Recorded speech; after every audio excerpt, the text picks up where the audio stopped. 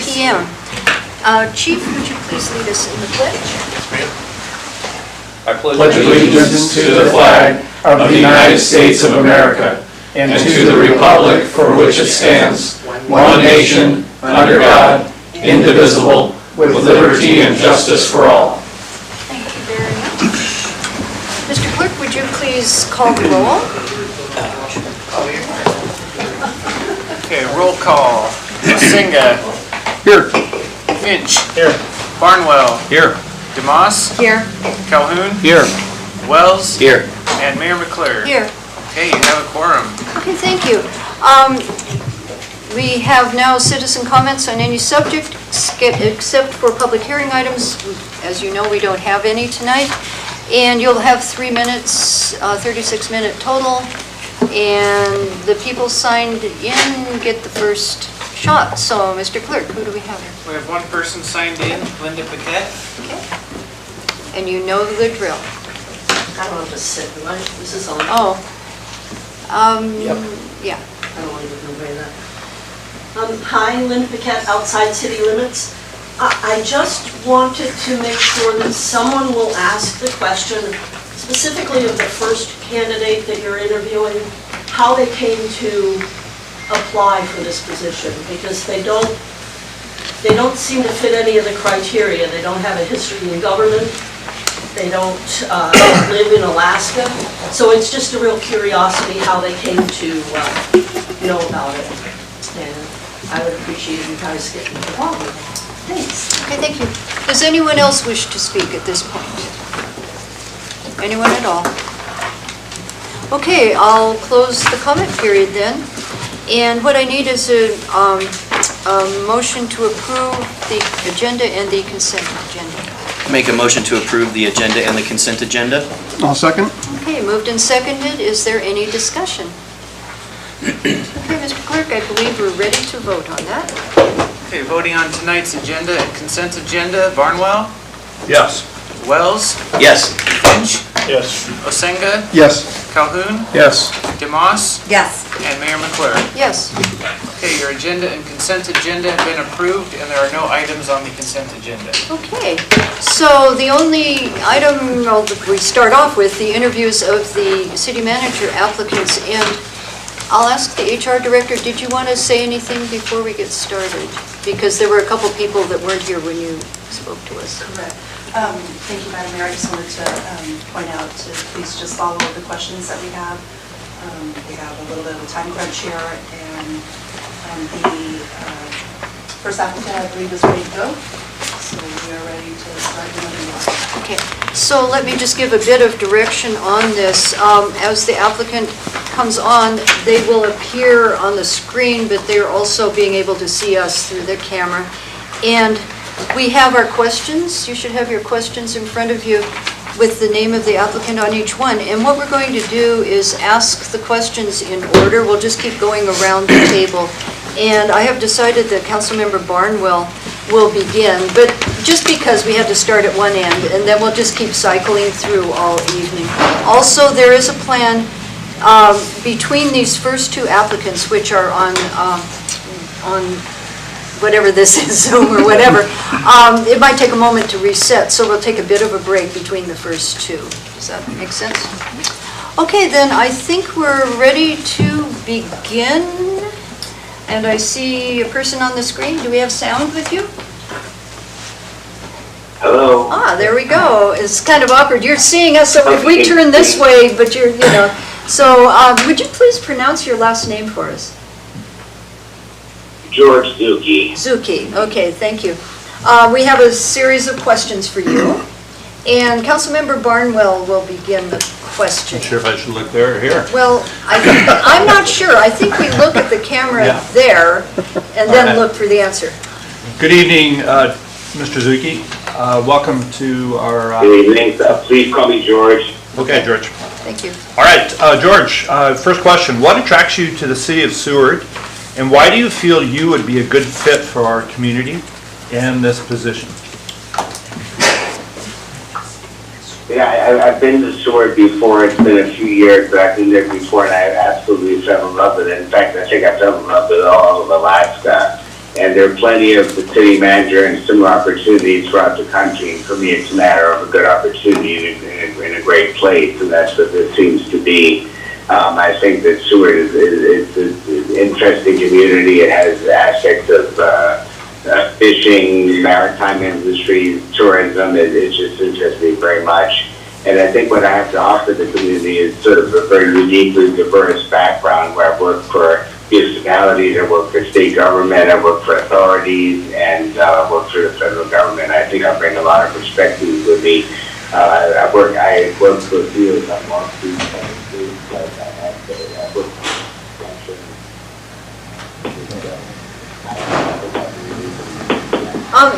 Your son? Yeah, excuse me. You probably can't hear me either. Your sound is cutting out, so I'm going to have our... How about now? Oh, I can hear you now. Yep. Okay. I might have had my finger in the wrong spot. I apologize. Okay. Is this better? Yes.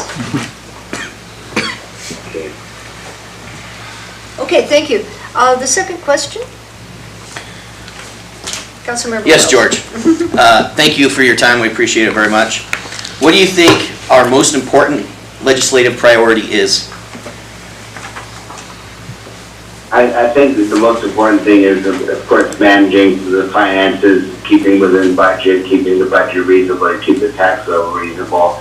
And also, I think managing the growth. I understand there are times there's been a housing shortage in the city. I'm sure there's going to be some development pressures as people have different work options with electronic work from home, and I think that managing the growth will be important, and also just keeping the jobs coming to town and keeping the tourists as well. Okay, thank you. Councilmember Demas. What will be your 3 most important goals if hired as city manager? Please include what you plan to accomplish in the first year on the job. If I could actually repeat the question one more time, please. I'm sorry, I missed the beginning part, the most important part. Sure. What will be your 3 most important goals if hired as city manager? My most important goals will be financial, to keep everything within budget, and make sure that we're meeting the tax goals and the city has the property tax and the local sales tax, so keep within the goals and the budgets of that. My personal goals would be, of course, I'd have to get to know the community very quickly, get to know the people, both the council, the mayor, the department heads, the staff, and then the residents, the communities. Of course, I'm there to serve them. And my third would be to get to know Alaska municipal law. Luckily, I've worked in several states, so I've learned, I think it's 6 or 8 states municipal laws, so just a matter of getting to know Alaska laws to make sure that I operate within the framework of the law.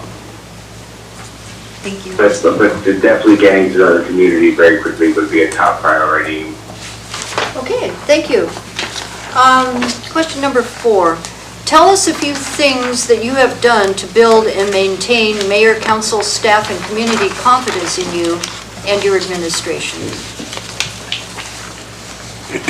I've got a very good example for that. When I was treasurer of New York Water, the system had a very low collection rate. It was under 80%. And the city council had no desire to allow the water authorities to shut off so the customers didn't pay their bill. And I researched the problem, found out what the holdup was with the council, and came up with a compromise plan, and that was to police liens on residential properties that didn't pay their water and sewer bills for at least a year, and shut off commercial industrial customers that also hadn't paid over a year. And the proposal passed the council and went into effect, and very quickly the collection rate went from under 80% to over 90%, and allowed the authority to get. We had 3 AA bond ratings. Two of them went to AAA very quickly, and the third one went to AAA after I left. So that was something I'm very proud of. Okay, thank you. Vice Mayor Osinga. Okay, George, please give us an example of a time you were faced with a tense or difficult situation and how you responded. I'll give you one short one that was a personnel situation, and one with a more office-related problem. But the work-related one was when early in my career, I had an employee who was a 30-year veteran of the office, and she she was taking late lunches around 2 o'clock, but she was basically breaking her lunches, and she came back and she was very productive in the morning, but she was not the most pleasant drunk you ever met. And I nipped the problem in the bud. I mean, there was no desire to get rid of her. We wanted her to stay out. She had 2 more years for her retirement. And we were able to get the situation under control I think within 2 weeks, the drinking stopped during office hours, and that was the most important thing. In terms of professional situations, back in 1998, when I was running the New Hampshire Municipal Bond Bank, the New Hampshire State Supreme Court gave us all an end-of-year present. They overturned the state's method of funding schools. New Hampshire, like Alaska, has no state income tax and no state sales tax, so the schools are very heavily funded by local property taxes, and the rates varied on probably about a 5 or 6 to 1 ratio between the worst towns and the best towns. And as the executive director of the Municipal Bond Bank and as the holder of about $500 million worth of school debt, I had to, along with the state treasurer, the two of us had to maintain calm. We ended up in effect being public relations, investor relations people who work with the press, both in Boston, New York, and locally in New Hampshire to maintain calm. And the legislature was given 1 year by the Supreme Court to cure the problem, and I think they cured it on the 360th day, so at least we got it done. And everything was resolved pretty well. Okay, thank you. Councilmember Calhoun. George, describe your leadership style. How will you motivate our employees and supervise in a way that fosters accountability and high performance? I've got a great answer for that. When I worked for the federal government, in the Maritime Administration, I had a staff of over 60 people under me in 5 offices. All the individuals went under one roof in Washington, with the exception of one in New York City. And there's been nobody in my role for over 2 years. The lady retired from the job, and the man they hired replaced her from another federal agency left. I think in his 3rd or 4th week he left. And I had my work cut out for me. The office had no management for 2 years. Over 2 years, there was no guidance, no management. There was just absolutely nothing. And I was lucky that I started at a quiet time of year. I knew I had about a month and a half to 2 months to really get the department up and running. And I started meeting weekly with the department heads. I think I had 5 or 6 of them, and I met weekly with the department heads. And I, in the beginning, met with all the staff from offices twice a month. After they would reduce it to once a month, but filled vacancies and instituted cross-training, which had never been done before. And I got the offices back up and running within that 2 months goal. And I was able to improve productivity and accuracy, dedication. It was a big improvement. So my management style was to lead by example and really work hard to make sure that everything was done on a timely basis and accurately, and it worked. Okay, thank you. Councilmember Fick. Thank you, George. Have you reviewed the city's budget, and if so, what is your impression of our financial conditions? Does anything stand out as odd, unusual in the budget, or that you want to delve into further? Yeah, I did. I tried to get through the city charter, the budget, the audit, and documents like that, and I saw that the general operating budget was about $16 million. And one thing I noted was that there was an excessive expenditure over revenues for I think budget for the 23 and 24, if I remember correctly. And so that was about the only question that was raised. The audits look clean and good. I've had about 18 audits, 18 budgets behind me. All of those processes have gone well, and it looked like the city was on the right track. I'm very good at working with budgets to keep them from having that budget creep where they go up by larger amounts over the years. And in fact, I did 13 annual budgets in New Hampshire. My 13th budget was only 2.5% higher than my first. That's something not easy to achieve, but I did manage to do that. So I would dedicate myself to keeping the budget in check as best as possible. But I mean, there were things that it would look like a pretty lean budget. There was money spent for capital expenditures, a couple of million, I think, if I remember correctly. And I'm a firm believer in not waiting till things have been sitting for 10 years and becoming bigger problems. I'm a big proponent of doing them on a timely basis. Just as I read that, I think there was some talks a few years back over small property tax increases every year rather than every 10 years a large one. And I remember with New York Water, with the rate setting process in New York City for the water and sewer rates, our philosophy was to have relatively small increases every year rather than have the rates stay the same for 5 to 10 years and then double them. Okay, thank you. Councilmember Barnwell, question number 8. George, what is your experience lobbying for municipal priorities at the state and federal level? In addition, what has been your experience working with a lobbyist? If I could ask you the first part of the question again, it was a little muffled. Sure.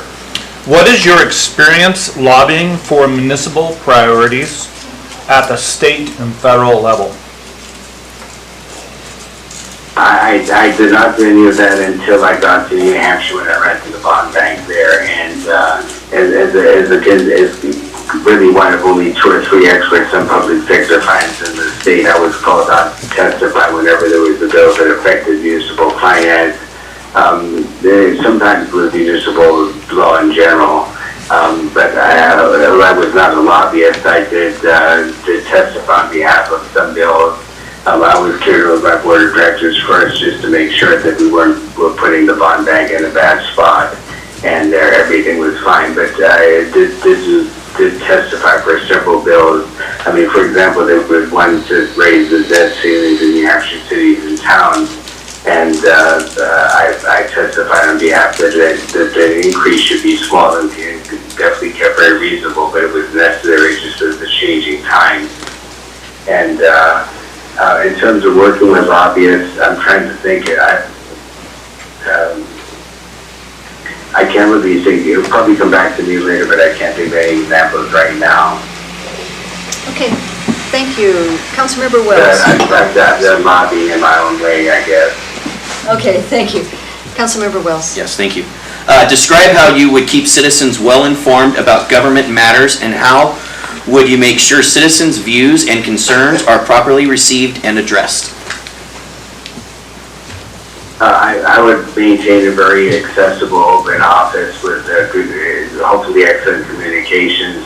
I would do it on social media, whatever the mayor and the council would prefer, whether they want a lot or a little, but I would adjust to that and just make sure that I'm available for the press and for the public.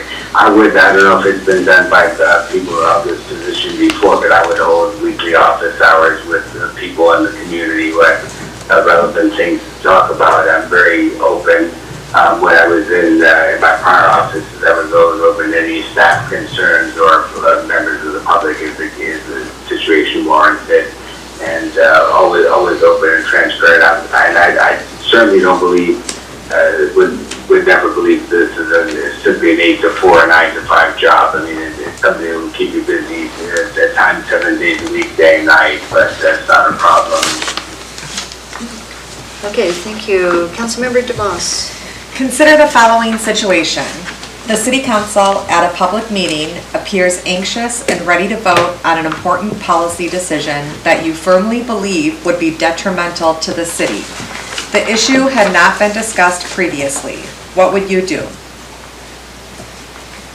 Yeah, of course, I'm not a voting member, so, and I'm certainly not a dictator, so I have to do what the council wants to do, but, I would certainly make a case to the council why I think this is, not a good decision and try and change their mind, but ultimately it's their decision, but I certainly would, present my case and, try and give them a little more to think about.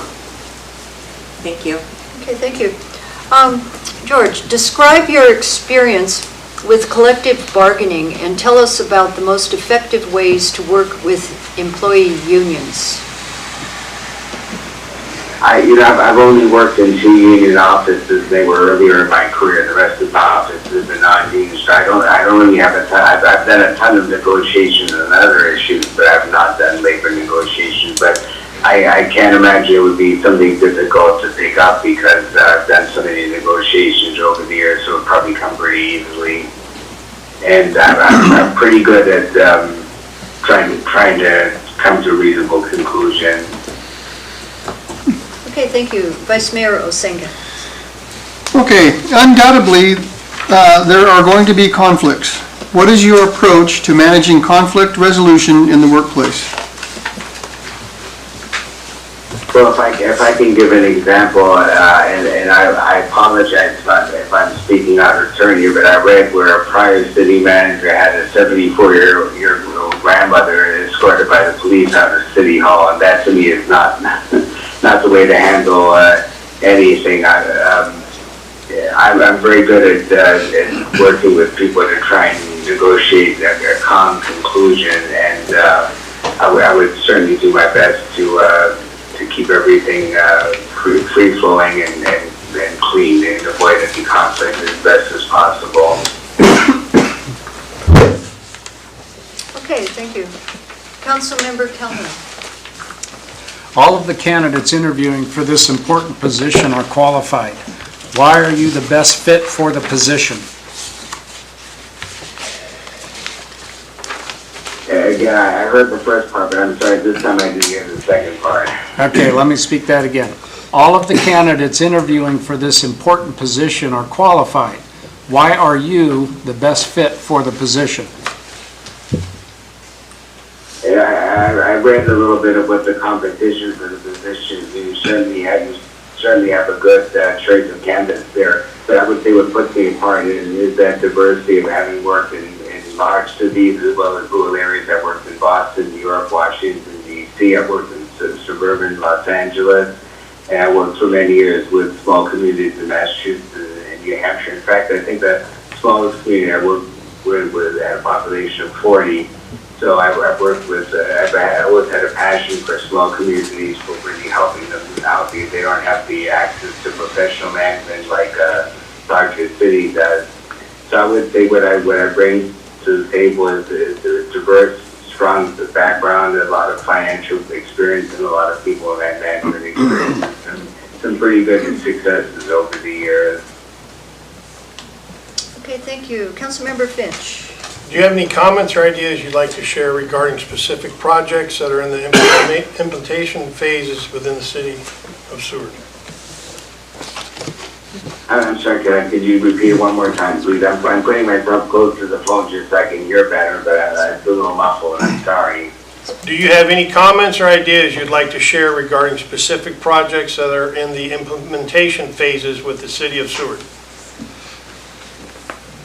Well, I would like to share a couple of things. One is I'm looking for the right opportunities. I'd really like to make a 10-year longer commitment to whatever I do next. And Seward seems like the type of community where that would be very easy to do. I know you've had some turnover in the past, and I would put it stuff that I'm at a good stage in my career. I'm not looking for stepping stones. I'm not looking to jump ship after a few years. I'm looking for one place to spend a long time and enjoy what I do and hopefully make a big difference. And that's really one thing I can offer. I'm not in a state where I'm looking to jump ship every couple of years. I've done that in the past, but I don't want to do it anymore. I spent the longest I've ever spent one place was over 12 years in New Hampshire. I'd like to do something along those lines again. Okay. And one other thing I would like to bring up is because I put in my comments council earlier, is that I was offered the borough manager position in Amesboro a couple of years ago, and I was sort of surprised that I got the offer, but I also turned it down. The research that the community was on the issues with the community were pretty negative, and I decided it was something I did not want to get involved in. Okay. But if offered this role in Seward, I can't imagine turning it down. Okay, thank you. Councilmember Barnwell, number 15. Yeah, George, is there anything else we did not ask about that you would like to add? Just to repeat that I've made a strong commitment to smaller communities, and when I lived in New Hampshire, I was several years. In fact, I owned my home there for 17 years. But I lived in a community. When I moved there, I had just over 1,000 residents. When I moved down, we had just under 2,000. Although it didn't have the extreme beauty of Alaska, it had the fifth largest lake in the state, the third largest ski area. So there's some similarities. In fact, I think where I lived in New Hampshire was colder in the winter and snowier than Seward, but a little warmer in the summer. So it made up for it. But I spent a very happy years living up there and would love to find a community like that to settle into. In fact, that did bring to mind one question, and that is, I know there was some talk of relaxing the residency requirement a little bit. Has that happened yet, or is it still proposed? Is it okay if I answer him? The residency has to be within 10 miles of the mile zero in town. Oh. So. That hopefully opens up. Because I've looked, and it looks like there's not a huge amount of options, but there are some options, especially with that 10 miles makes it a little easier. Because I understand before with 3 miles, I think. Right. So. Okay, Councilmember Demas, last question. Here. And it's pretty much, we've done that, but go ahead and ask it. Do you have any questions for us? Do you have any further questions? That was our last question.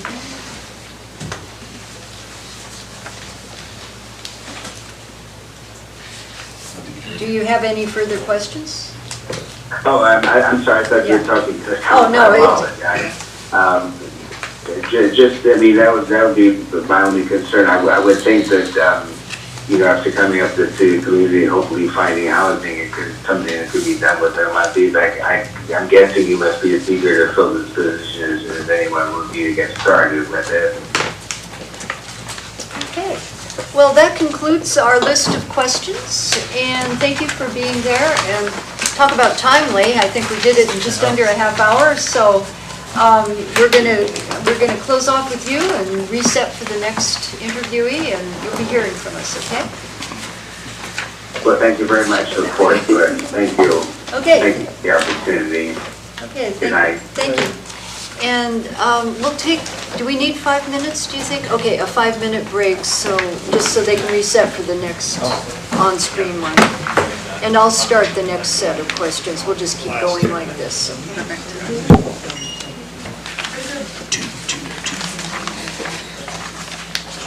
So, are you to...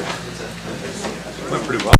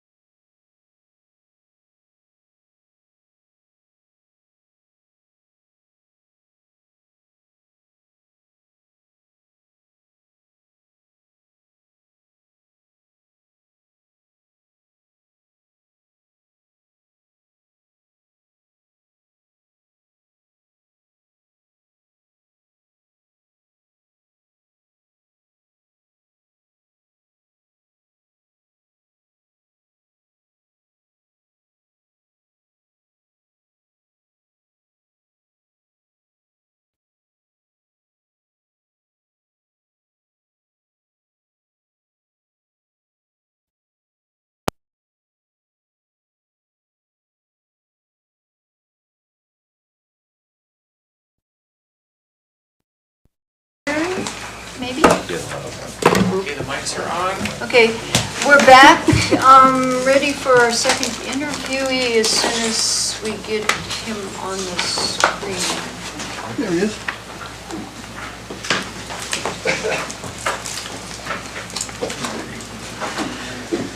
Okay, hello, you're on with the Seward City Council. Can you hear me? We can see you.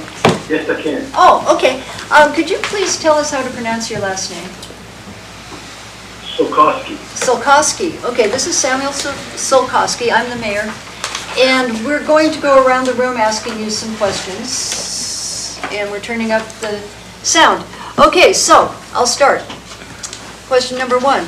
What attracts you to the city of Seward, and why do you feel you would be a good fit for our community and this position? Well, I'm a small town type of person. I grew up in a town of 3,000, 3,500 people. I've managed communities here in the Commonwealth of Pennsylvania of between 4,000 and 10,500 people. I was looking for a community that was a sort of a full-service community. And you guys have water, sewer, electric, so you're pretty much a full-service community, city.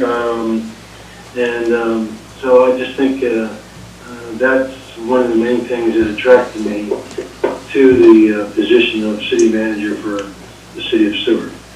Okay, thank you. Vice Mayor Osenga. Okay, what do you think our most important legislative priority is? I think the most pressing legislative priority would be trying to decide what you're going to do with the electricity situation that you have. I mean, I think 58% of people voted for it. You didn't hit the 60% threshold, so it didn't pass. So you got to decide whether you I think you have 4 different options on the table. 2 of those, I think, the executive director of the water or the electricity association wanted to. I guess he presented that to you, so you have a decision to make what to do. I think that's probably the biggest issue facing the community at the present time. Okay, thank you. Councilmember Calhoun. What will be your 3 most important goals if hired as city manager? And please include what you plan to accomplish in the first year on this job. I think the 3 most important would be your state legislature. Those people you need to work with very closely. I think the second call would be to neighboring municipalities. And I think the third would be to probably the governor's office. So I think those would be the 3 most important places to contact. They're not the only ones. I think you need to develop relationships everywhere you can, even on the peninsula itself.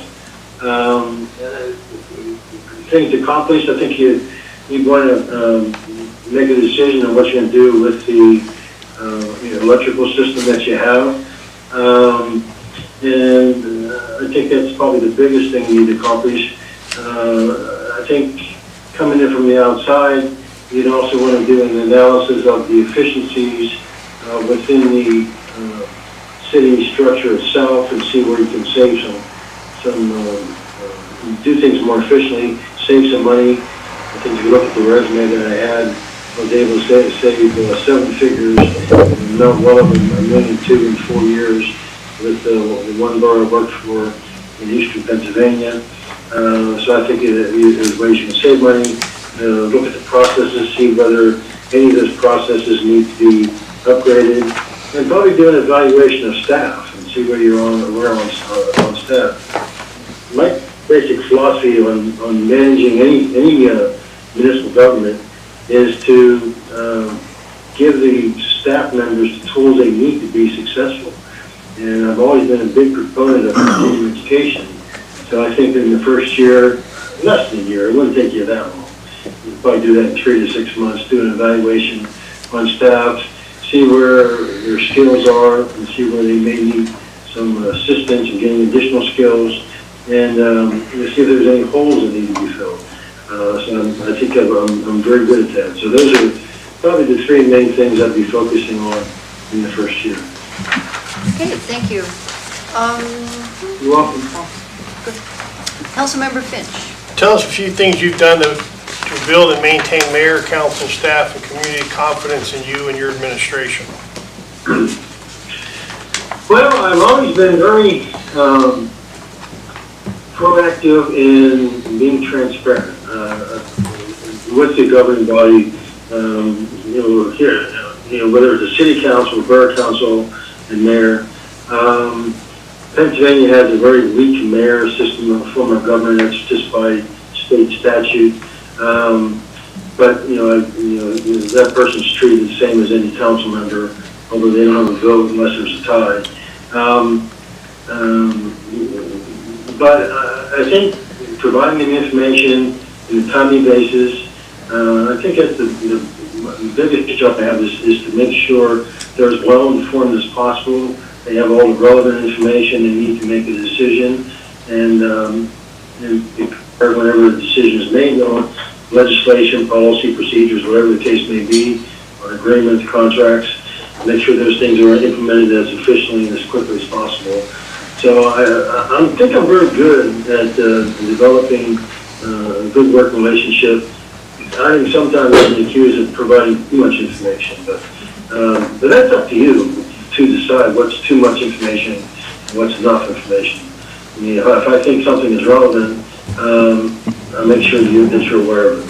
So my job is sort of the gatekeeper of information and provide as much relevant information to the governing body as I can. Okay, thank you. Councilmember Barnwell, question number 5. Yeah. Please give us an example of a time you were faced with a tense or difficult situation and how you responded. I think the biggest one I had is when I was in the one community, we were in the process of negotiating the potential sale of a wastewater system. We had a 60-year-old wastewater treatment plant, and so we had, on my advice, we had formed an ad hoc committee with a couple members from the municipal authority, a couple members from council, a couple members from staff, and the one member we had on staff, at least in the very beginning, because the very beginning, the first 6 months, this whole process took about 18 months. So the first 6 months was more of a fact-finding, gaining knowledge, and the whole process from getting into probably 18 to 24 months. So at the very beginning, I had the wastewater treatment operator on the committee, but my intention was never to have them on there for the entire duration, because when they came to make a recommendation of whether to sell, I felt the person may have a vested interest in not selling, because if he did sell or decide to sell the facility or the customer base, he'd be cutting his own job, and I think that's too much to ask a human being to, make a decision when they knew that their personal livelihood would be adversely affected. So when I got to the point where he was to be removed from the ad hoc committee, he threw a temper tantrum, a fit. Just as a sidebar, that day was the first day I'd hired an environmental engineer with a succession plan in mind. That person was freshly out of college, had a couple years experience working for an engineer, and I thought maybe in 3 to 5 years they'd be a good candidate to become the wastewater operator, because the other gentleman was probably hitting retirement age or close to retirement age. So the gentleman basically threw a temper tantrum, threw some things at people, quit, was going to walk out, and just to give you an idea, he had done this once before to the previous manager that was there. The previous manager went back to him and gave him a raise, taking him back. I'm not that kind of person. I said, you want to act like an unprofessional person, then don't expect me to come crawling back. And so I told him, I said, once you leave, don't ever come back. And he never did come back. I think he was surprised by that. But it was sort of a weird situation, because when that happened, I knew I was going to have some difficulty hiring a new wastewater operator, especially when it was public knowledge that the community was negotiating the potential sale of the wastewater system, and it was going to be open probably 3 to 4 years at the most. So one person wants to apply for a job, get a job, get hired, and know that their job's going to disappear in 3 to 4 years. So it was very difficult to find qualified candidates. It took me about 9 months to find one, and in the meantime, I worked with a consultant from an engineering firm who actually hired a consultant on a part-time basis. That was probably the most expensive way to do that. And sorry that this is a sort of a long-winded process, but it was somewhat of a complicated situation. So, yeah, so we got a person in mind. That person served the next 3 or 4 years. They ended up selling the wastewater customer base and sold it for about $22 million. The gentleman had a job for 3 to 4 years. And the time that was over, he was 63, 64 years of age, and he was eligible for Social Security. And so it worked out reasonably well, other than the initial first 9 months. Okay, thank you. Councilmember Wells, question number 6. Yes, so describe your leadership style. How will you motivate our employees and supervise in a way that fosters accountability and high performance?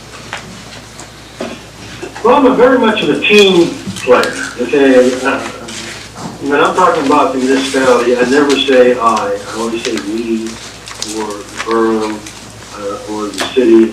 Keep in mind that a borough and a city in Pennsylvania is sort of interchangeable.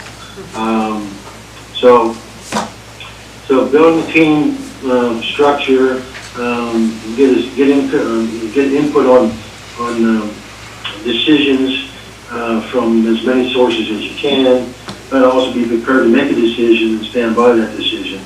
Because I don't pretend to have the answers for everything. So then I also believe if you can get a good idea from whatever source you can get it from, a good manager will adopt that, make it their own, and make sure it gets implemented. What I also try to do is not only build teamwork, but also give people the tools they need. I always have an open door policy. I think I'm a very approachable person. I get along with people very well. I build relationships. I don't get along with everybody because nobody gets along with everybody. But I would say 90% plus the people I come across, I get along with. I respect other people's differences of opinion. Try not to belittle people at all, and encourage them to, provide input. For example, just the budgeting process alone, I rely on department heads to help create their own departmental budget, because they know their department probably better than anybody else, or they should. But they shouldn't be a department head in the first place. So if you can have them help create the budget, I realize that the council itself is the final judge on passing a budget. But by getting their input, and whenever decisions are being made, it sort of gives them some skin in the game, and they'll abide by that budget a little more intention. So I think that's a good style to have. And I'm also, from a personal standpoint, I'm very highly motivated. I don't need a whole lot of motivation. I motivate myself. The first 18 years of professional life was in the financial services industry, where I did financial planning, did handle insurance, investments, stocks, bonds, did financial planning. And that was my own business, and so if I go to work, no one's going to kick me in the butt to make me go to work. So I need very little supervision, and very self-motivated. I'm also a very big problem solver. I like to find problems and go about solving those problems. Okay, thank you. Councilmember Demas. Have you reviewed the city's budget, and if so, what is your impression of our financial condition?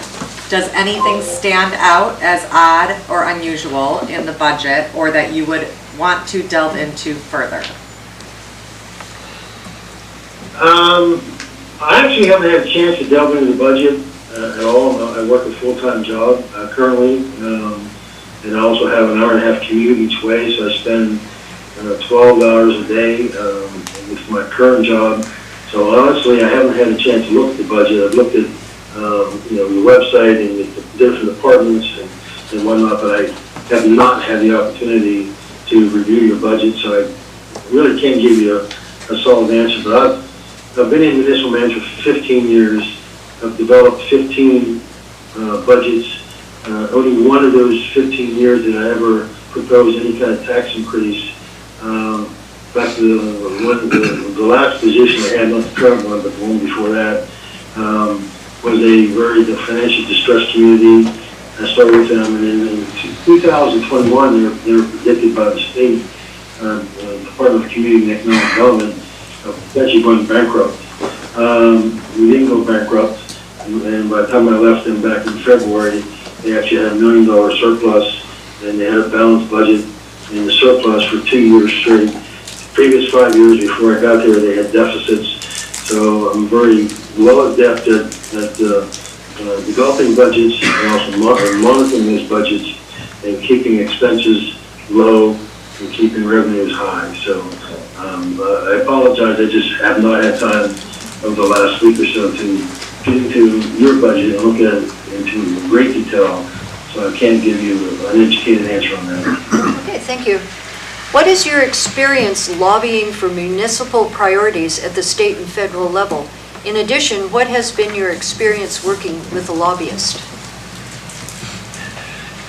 I really haven't employed a lobbyist, but when it comes to the state legislature, I've worked with really bicameral form of state government here, state senate, state house.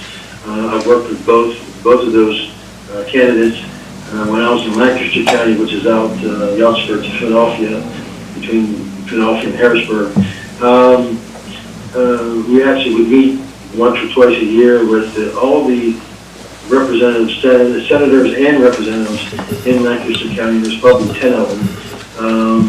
In my last position in Katanning, the person who was the state senator, who I've actually known for 20 plus years, he was the chief of staff of another senator before he retired. But this current senator was the majority leader in the state senate, so he was the ranking member in the senate. The person that was the ranking member in the House up until this last election, I actually knew him personally too. And actually his chief of staff was former councilman in Mount Joy, which is where I was a borough manager for a while. I'm also used to working with congressmen. The last congressman I worked at was Congressman Thompson in north central Pennsylvania. So it's one of the largest areas. You have one congressman in the entire state, so it's obviously the biggest congressional district. But this is probably in the top 5 for size-wise. It's a very rural area and very sparsely populated. So I'm used to working on the federal level with congressmen and senators. I'm used to working on the state level with state legislators, senators, and representatives. I'm also very much familiar with and have a lot of experience working with individual state agencies. I met with them on a regular basis, from PennDOT to the DEP to the DCB, all those. If you want me to explain any of those initials, just let me know and I can do that.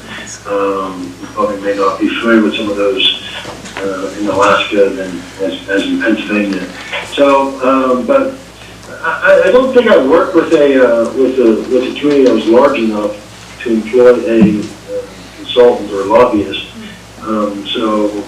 And we're probably closer to the seats of government than you are. I mean, you're about as far away next to Hawaii that you can get. So having a lobbyist is probably a good idea.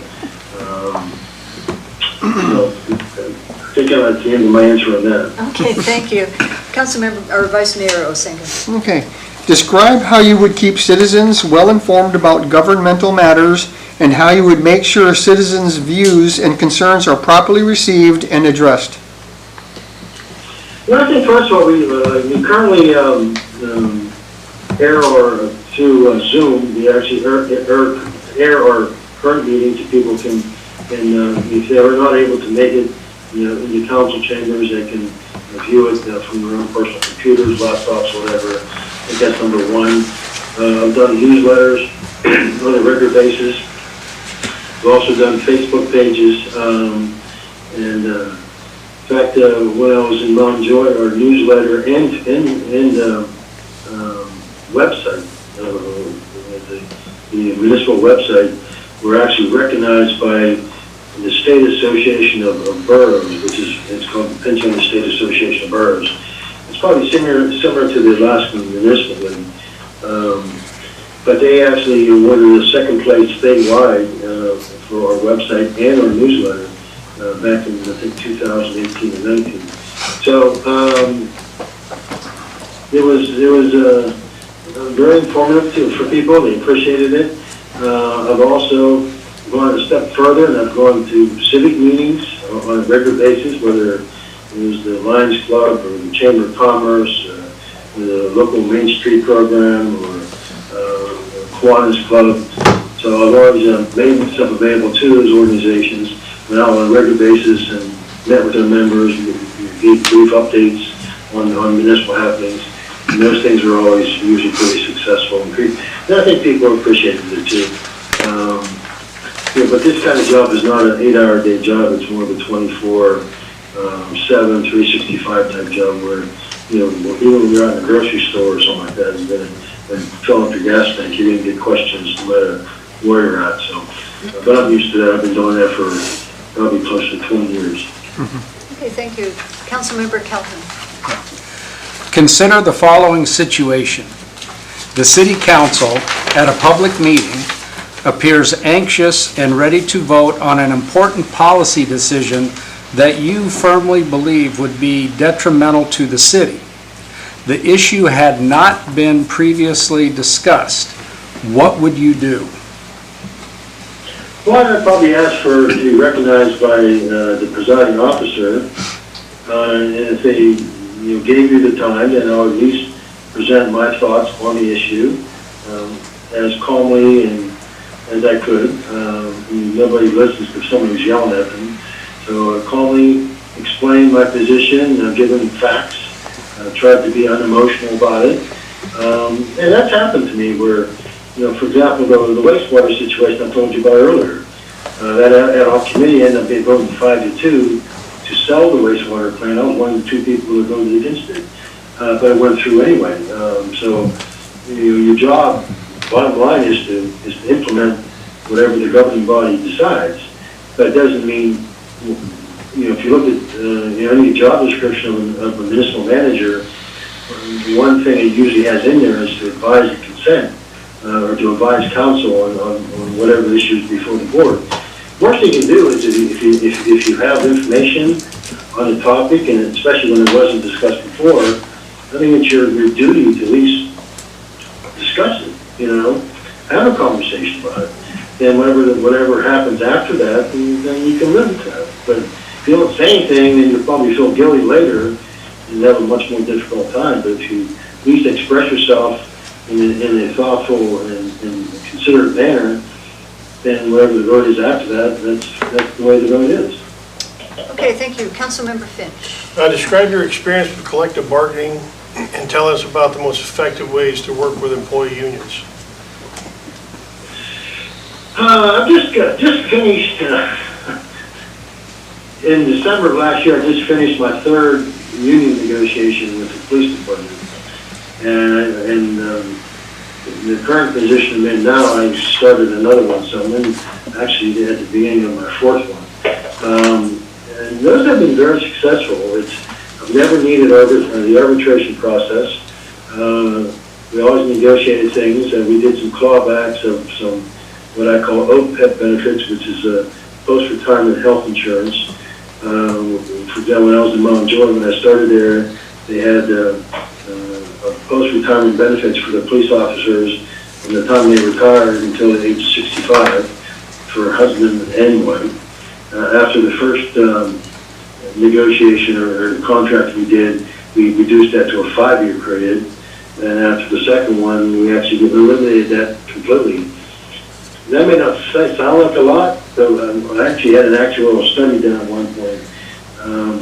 And that actuary basically said that the post-retirement health insurance benefits that we were providing was a $7 million unfunded liability. And in my position in Katanning, we actually negotiated a contract. I had them agree to get rid of the post-retirement benefits, but their counter request was that we would guarantee a side fund that the police department, the police officers were contributing to while they're working to help pay for their health insurance after they retired. And I didn't know what that cost looked like, so I had recommended the council that we do an actuarial study on that fund, and which you are required to do by law anyway, at least in Pennsylvania law, and that you have to do that every 5 years. And we were actually in the 6th year, and we hadn't done it, so the total cost of that was about $6,000 or $7,000, and the council didn't want to pay that to do an actuarial study where they're legally obligated to do it anyway. So I actually had to pull that provision out of the agreement, put back the original language, and the contract was passed. And we also made some allowances for entry-level police officers, because when I started in municipal government back in 2007, we used to get 50, 60 applicants for positions. The last time we advertised, we had 2 positions, and we had 2 applicants for those positions, because the law enforcement's taken a beating over the last 5-10 years, unfortunately. And a lot of people don't want those jobs anymore, which is unfortunate. I don't know when that's going to turn around at some point or another anyway. So I have extensive experience in negotiating contracts, so I've been the lead negotiator on multiple occasions. I've been in sort of a support role on one other occasion. And I think they've been fair contracts. The officers have done something.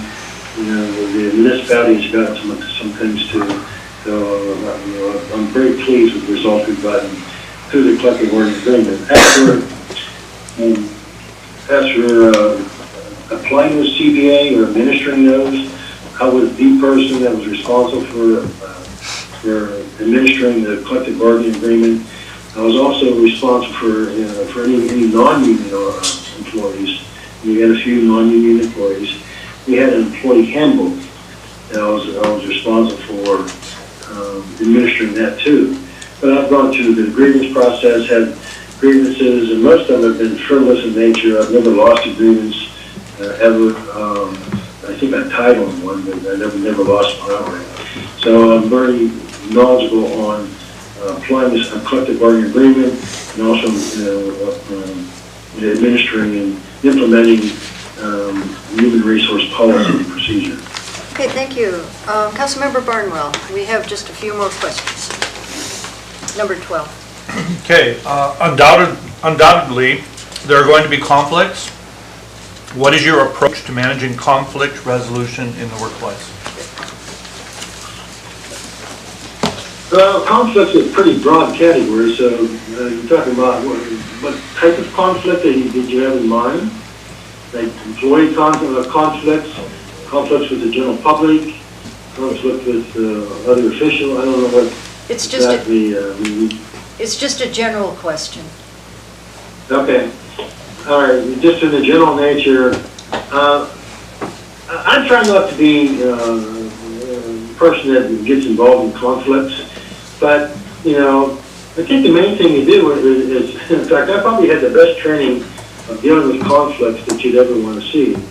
I spent 3 years working for the Department of Labor in the Unemployment Compensation Service Center. So my job there was to build claims, service those claims, and also another part of that job was being a claims examiner, which was making decisions on separation issues, that type of thing, whether someone was eligible for unemployment. When you're making decisions or talking to people about their pocketbook or their wallet, which is what unemployment is income to them while they're unemployed, and we had a policy with the Pennsylvania Department of Labor that you couldn't hang up on people. So if someone would start off at 5 minutes after 7, cussing and swearing at you and screaming at you at the top of their lungs, I did that for 3 years on a full-time basis, and actually worked all kind of overtime hours, because that was probably back in 2008, 2009 to 2012. So that was going right after President Bush's term, so they had a lot of unemployment extensions. Someone could actually collect up to 99 weeks of unemployment, if you guys remember back that far. But that was probably the most difficult type of job to have, and it was probably the best training on resolving conflicts, because you had to, the person had to discontinue the phone call. If they're screaming and yelling, they're not going to disconnect the phone call. So it might take 5-10 minutes to de-escalate that type of phone call, but you learn how to do it because you did it multiple times a day, every single day. So I think my skills at conflict resolution are probably very well developed. Okay, thank you. Councilmember Wells. It's number 13. Yes. All of the candidates interviewing for this important position are qualified. Why are you the best fit for the position? Because I actually have municipal government management experience and proven experience. And if you look at my resume and my cover letter, you know, you're talking probably done over $75 million in public works projects. I've probably brought in in excess of $20 million of grants. I've cut expenses by well over $1 million. Saved the municipality money. Actually, was able to secure without raising taxes except for the one time, and that one time was a 6% real estate tax increase. But that was a one time out of 15 budgets. I was able to secure additional revenues through grants, through donations. I was also, for example, my last position. One of my last positions, we went from earning $500 to $1,000 of interest a year to earning $75,000 of interest, because I went from earning 0.02% to earning, right now it's paying 5.25% with the local government investment trust, which is about as safe as an investment as you can get. I've worked with staff managing staff up to 65 employees, had budgets of $10 to $14 million. And the main difference here is that you guys may be collecting money for the school district. Is that accurate? Only indirectly. Okay, Sales tax. but you collect it and you pass it on to them? Actually, that's handled by the borough. Okay. All right. Well, the boroughs here don't collect school property taxes. They usually either have an elected tax collector or they collect it themselves. So if the municipality did collect it, you could probably take the budget I just mentioned and triple it. But the point is, I have a proven track record of every community I've been at. They've been much better off after I left than when I got there by far, and everything is proven, verifiable, and so I have experience in public works. I have experience with parks and recreation, wastewater, water, administration, code enforcement, community development. In fact, that was pretty much, not only did I wear the hat of being a municipal manager, I was pretty much the economic development director also, along with the planning officer, codes and planning officer. And, we attracted, I think in non-Joe, we attracted probably about $25 million of private investment, which included microbreweries, included a medical marijuana facility that was established, that was a research facility that was associated with Temple Medical School out of Philadelphia, so created hundreds and hundreds of jobs. So I just think I have a proven track record, a verifiable track record. I think that probably puts me out in front of anybody else. Okay, thank you. Councilmember DeMoss. Do you have any comments or ideas you would like to share regarding specific projects that are in the implementation phases with the City of Seward?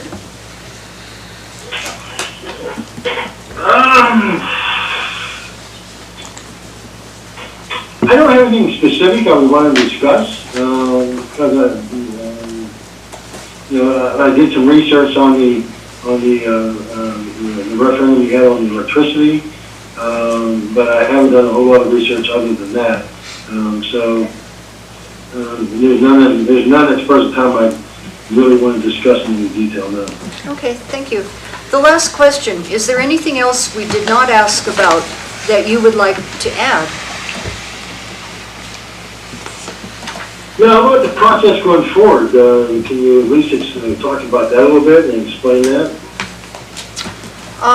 Well, we will be discussing the interviewees tonight and making some decisions. You'll be hearing from us one way or the other as soon as a decision's made.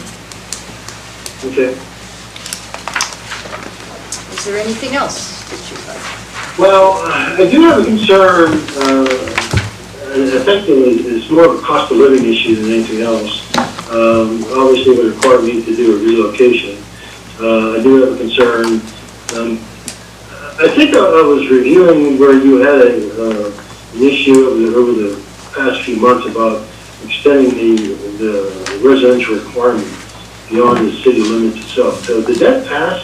Yes, it did. So within 10-mile radius, basically, within 10 miles of the mile zero of town, you could live. So it allows you, instead of having to live within the city limits, which is about 3 miles, you get to go out 10 miles further. So is there an issue with availability of housing there? There could be, yes. We're working on Is that that. the reason? Okay. That's why that Well, passed. what do you mean by you're working on it? Does administration want to speak to what we're doing? We've got some developers developing housing, encouraging people to build on available lots. And we have a few projects in mind. Does that pretty well sum it up? Yeah, okay. So, we're trying. So are these new housing developments that are going on, or are they doing single family, or are they doing more multi-family housing, or condominiums, or A mix. what is the new housing stock look like? Well, I'm not sure I want to really get into that right now. Does anyone on council want to speak to that, or administration? I can speak to it. Okay. So we're obviously trying to address some of the issues that I think nationwide, people are having with housing, but you could definitely expect to have a difficult time finding housing if you do get a job offer or decide to move here. That pretty well sums it up. Unless you have something already arranged. It will definitely be a challenge if you haven't already looked into it. Okay. We lost you for a moment. Okay, does that hopefully... Look, last question I have for you, okay? Can I have one more question? One more, quick one. Okay, what is your time frame of getting someone in place? You're talking about the job or the housing? Yeah. The job. The position itself. The position, hopefully as soon as possible, but as soon as we can. So we're going to be discussing tonight and moving along with either making an offer or some other plan, but we won't know until all the interviews are done and we discuss it. So within, what our hope is within a month, we would know. Okay. Okay? Well, thank you very much. I want to thank you for your time. Okay, thank you, and you'll be hearing from us one way or the other. Does anyone need a break before the next one, or can we go through one more? Huh? Yes. You need a break? Okay, can we take a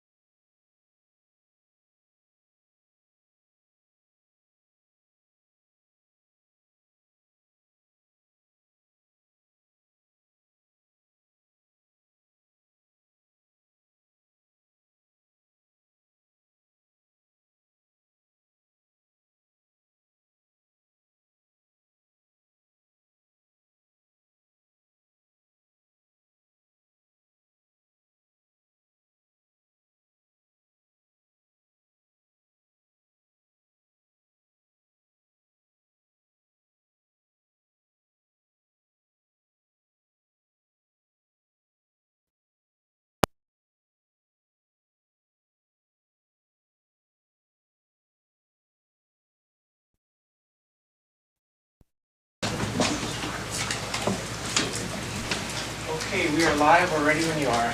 Okay, we're resuming, and what we have here is a series of, at this point, 15 questions we're asking everyone, and we're going around the room asking the questions, and we're picking up where we left off in the around the room part.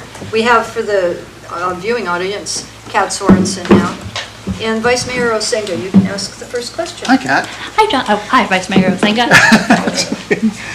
What attracts you to the city of Seward, and why do you feel you would be a good fit for our community in this position? Great.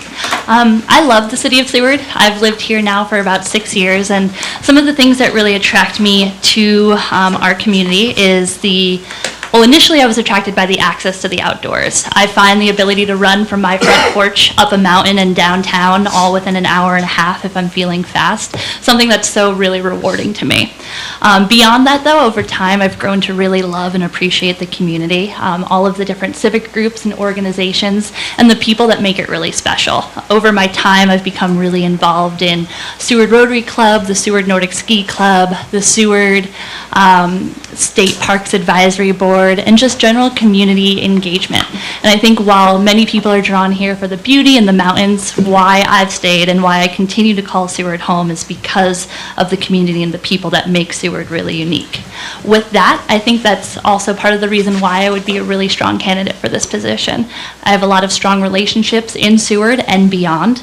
I've also spent time living in the Kenai-Soldotna area and working throughout the state at a Chamber of Commerce level with a lot of relationships in Alaska and beyond as well. So I think kind of those relationships have helped me along the way and would continue to help me in this position. Okay, thank you. Councilmember Calhoun. What do you think is our most important legislative priority? So I think we've been doing a really great job of marking some of those things off the list, and when I look at our legislative priority lists, the Lowell Diversion Tunnel is a really huge project coming up. Moving the Public Works building is also a huge project, but the biggest thing I see is the expansion of sewer and water. Our community can't grow if we don't have the housing to provide for employees, students coming from AvTech, people who spend a summer here and decide in September they want to call it home. So finding ways and funding to expand those sewer and utility is really, really important to allow sewer to grow and to continue an upward trajectory, both economically and community-based. Thank you. Councilmember Finch. What would be your 3 most important goals if hired as city manager? Please include what you plan to accomplish in the first year on the job.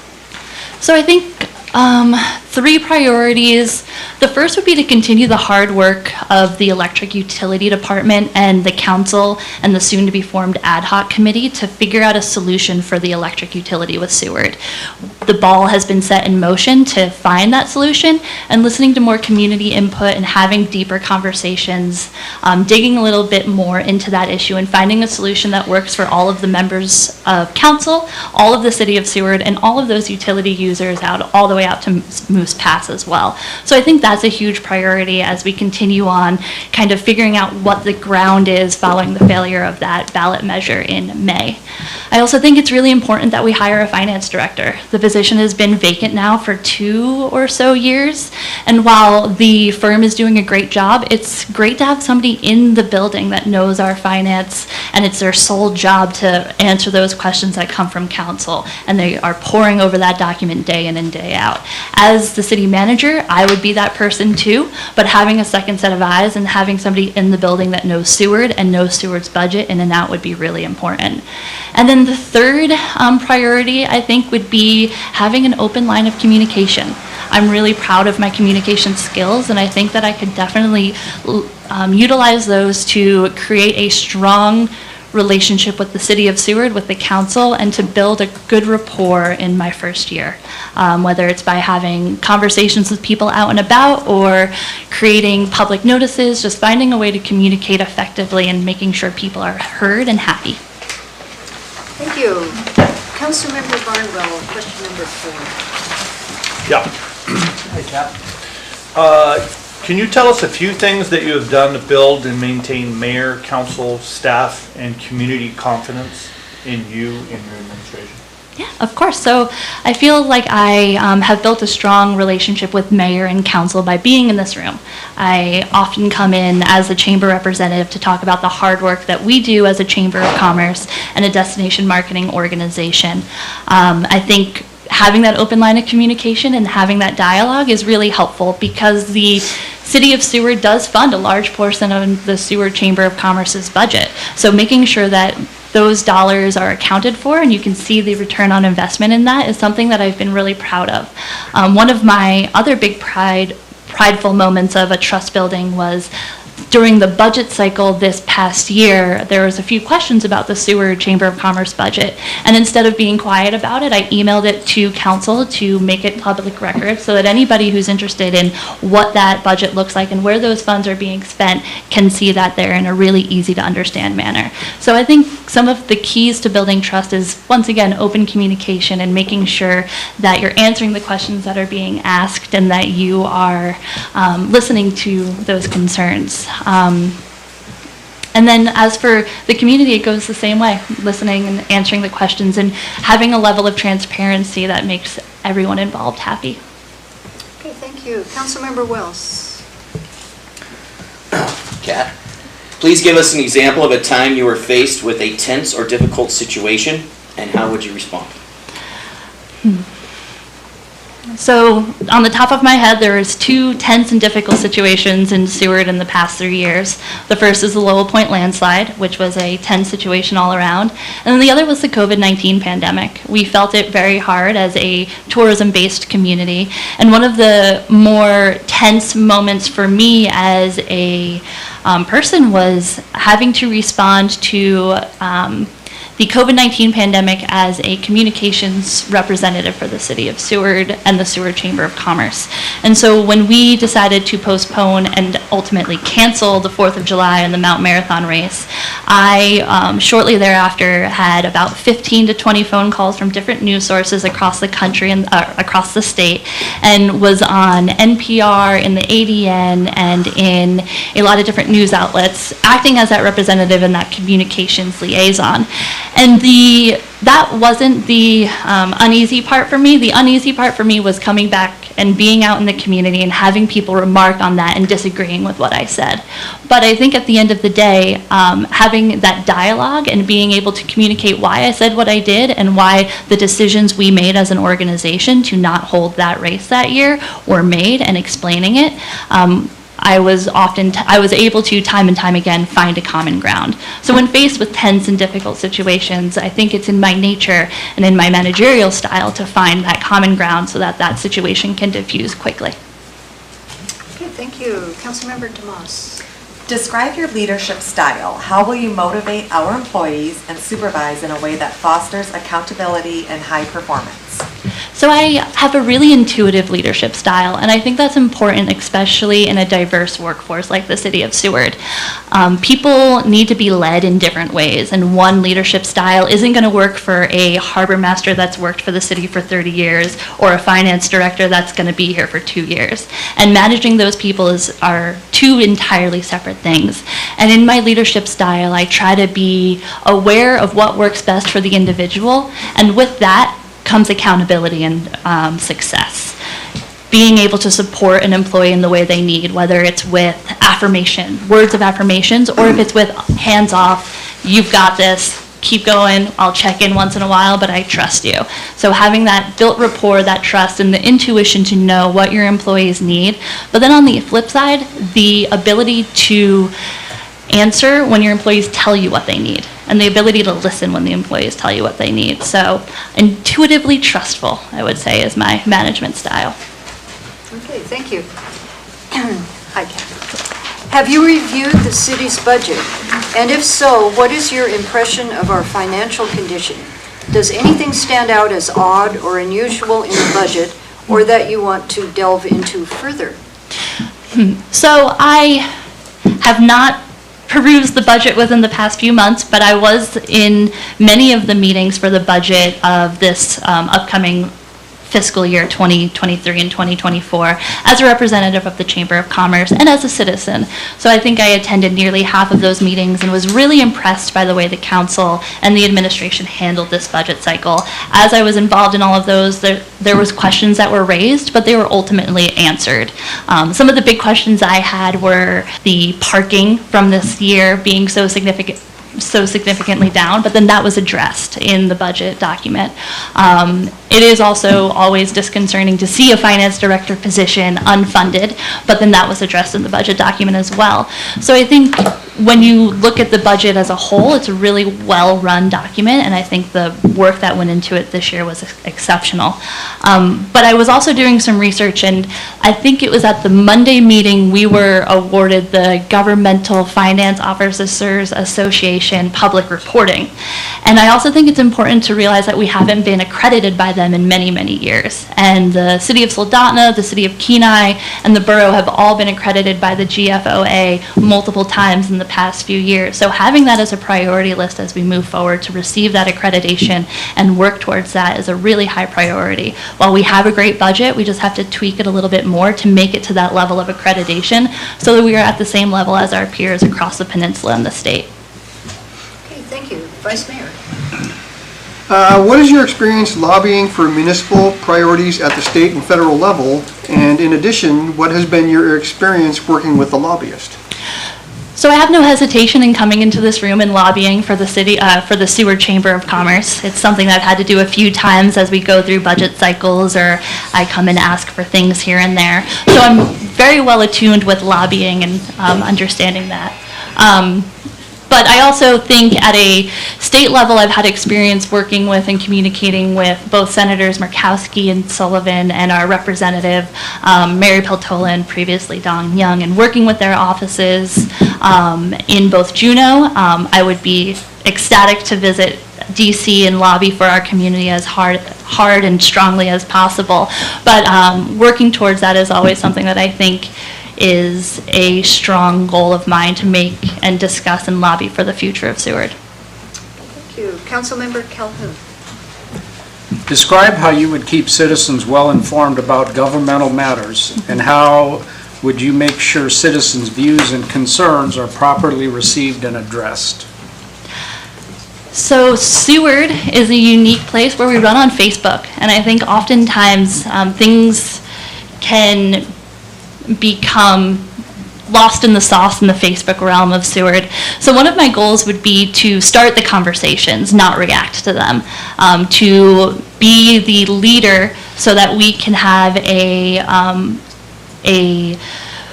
seat at the table at the start of all conversations, and also, once again, to listen. So I think having those open lines of communications, being more involved in the social media realm, because that's where the conversations are being held, and also continuing to walk around town and having a cup of coffee, and if people come up and tell me their problems, listening. So it's this very odd split in how our community runs. It's either you're being talked to at the post office or you're being talked to on a Facebook comment, and trying to find that common ground of where the best communication is laid and where the best ideas are brought forward, and being able to be at the forefront of that and starting that conversation, and making sure that the city's stance and point is heard. Okay, thank you. Councilmember Fitch. Considering the following situation, the city council at a public meeting appears anxious and ready to vote on an important policy decision that you firmly believe would be detrimental to the city. The issue has not been discussed previously. What would you do? My gut reaction is to recommend postponing so that community involvement and community input can be had. But if it is a unanimous decision and my recommendation is heard, but the council continues to decide to vote on that, that is the council's decision, and I serve at the pleasure of the council. So while I would give my recommendation, whether it be on the policy or on the thought to postpone for more community input and more conversation, I would also recognize at the end of that it is the council's decision. Okay, thank you. Councilmember Barnwell. Yeah. Describe your experience with collective bargaining and tell us about the most effective ways to work with employee unions. So I have more experience in employee to manager negotiations and collective bargaining. I don't have the background in that I would like, but it's definitely something that I would approach with a lot of understanding and initially research, because I think on the basis of collective bargaining and with unions is you need to know your contracts and you need to know what they say, and then you need to approach them with a basic level of understanding that you're partners in this and that there needs to be a level of trust. So I think approaching it as such and being well informed and ready to have an open dialogue and have everybody at the table and have those conversations is really important. Okay, thank you. Councilmember Wells. Undoubtedly, there are going to be conflicts. What is your approach to managing conflict resolution in the workplace? So conflict resolution is about bringing people to the table, setting expectations for what both sides would like to see, for what both sides will see, and for what the outcome will be. I think it's another one of those situations that relies on communication, and sometimes hard conversations need to be had, but you can't ignore them. So I think in the realm of conflict resolution, it's being able to have those hard conversations, inviting the right people to the table to have those conversations with you, and setting up a level of expectations of what the results from that will be. So you don't want to invite anybody to the table knowing that they won't get the result that they want, but they need to be ready to have a discussion and compromise and move forward so that conflict, whatever it may be, can be resolved. Okay, thank you. Councilmember Tomas. All of the candidates interviewing for this important position are qualified. Why are you the best fit for the position? There's low-hanging fruit. I love living in Seward. I already have a house here, and I have spent a winter here and really enjoy it. But those are not the reasons you should hire me to be the city manager. I think the reasons you should hire me is I have a track record in this community of continued responsibility and management levels, and I've proven time and time again that I rise to the occasion and manage my organizations well and with a level of passion that trickles down to the entire community of Seward. I also have strong relationships throughout town with business leaders, nonprofit organization leaders, and just a lot of people that I call friends and family. I think that there is a lot that can be said for those relationships, but I also recognize that I will have a lot to learn, and I'm excited to learn all of the things that this job would entail. So I think at the end of the day, I would love to say that you should hire me because I love living in Seward, but I also think that you should hire me because I would be excited for the opportunity to give back to the community that has given me so much with this position. Okay, thank you. Do you have any comments or ideas you would like to share regarding specific projects that are in the implementation phases with the city of Seward? Oh, that's a fun question. Off the top of my head, I left the council meeting on Monday night thinking about something Councilmember Finch said about the Public Works building and how we would be putting those to public sealed bid auctions. And I went home and I looked through the code because I had attended the sealed bid auctions the last time, I think in 2019, when they did the land up on 2nd Avenue. And we had put in a bid and were hoping to receive some land.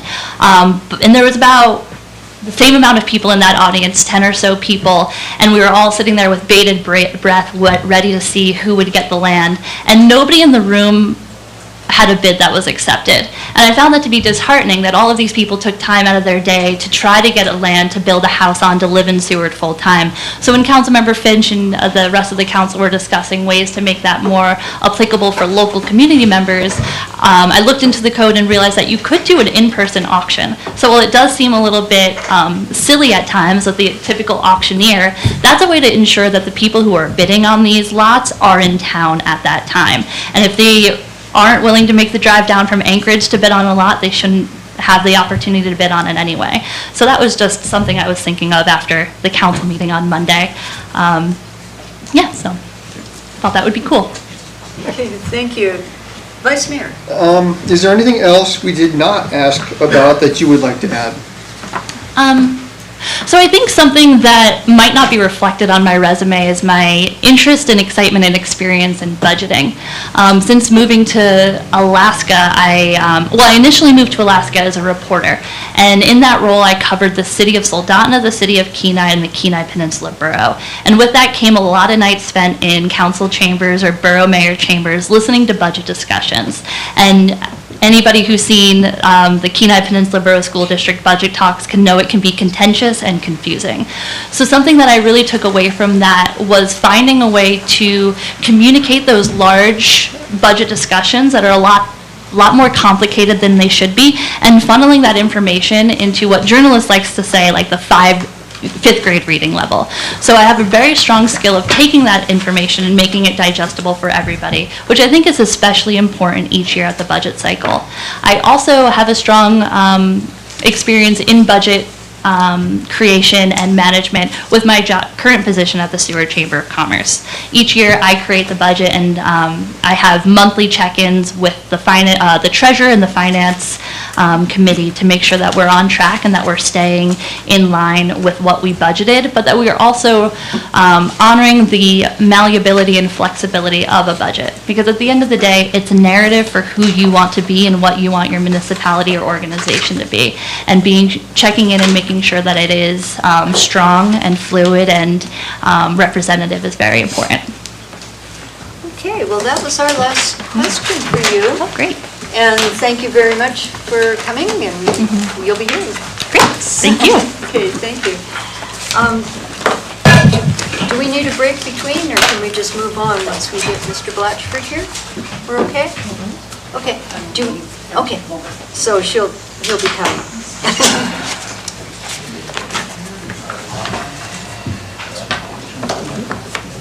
What happened? Ow, my stupid foot. Yeah, what happened? My foot hit the lever and I was just like, I did it twice.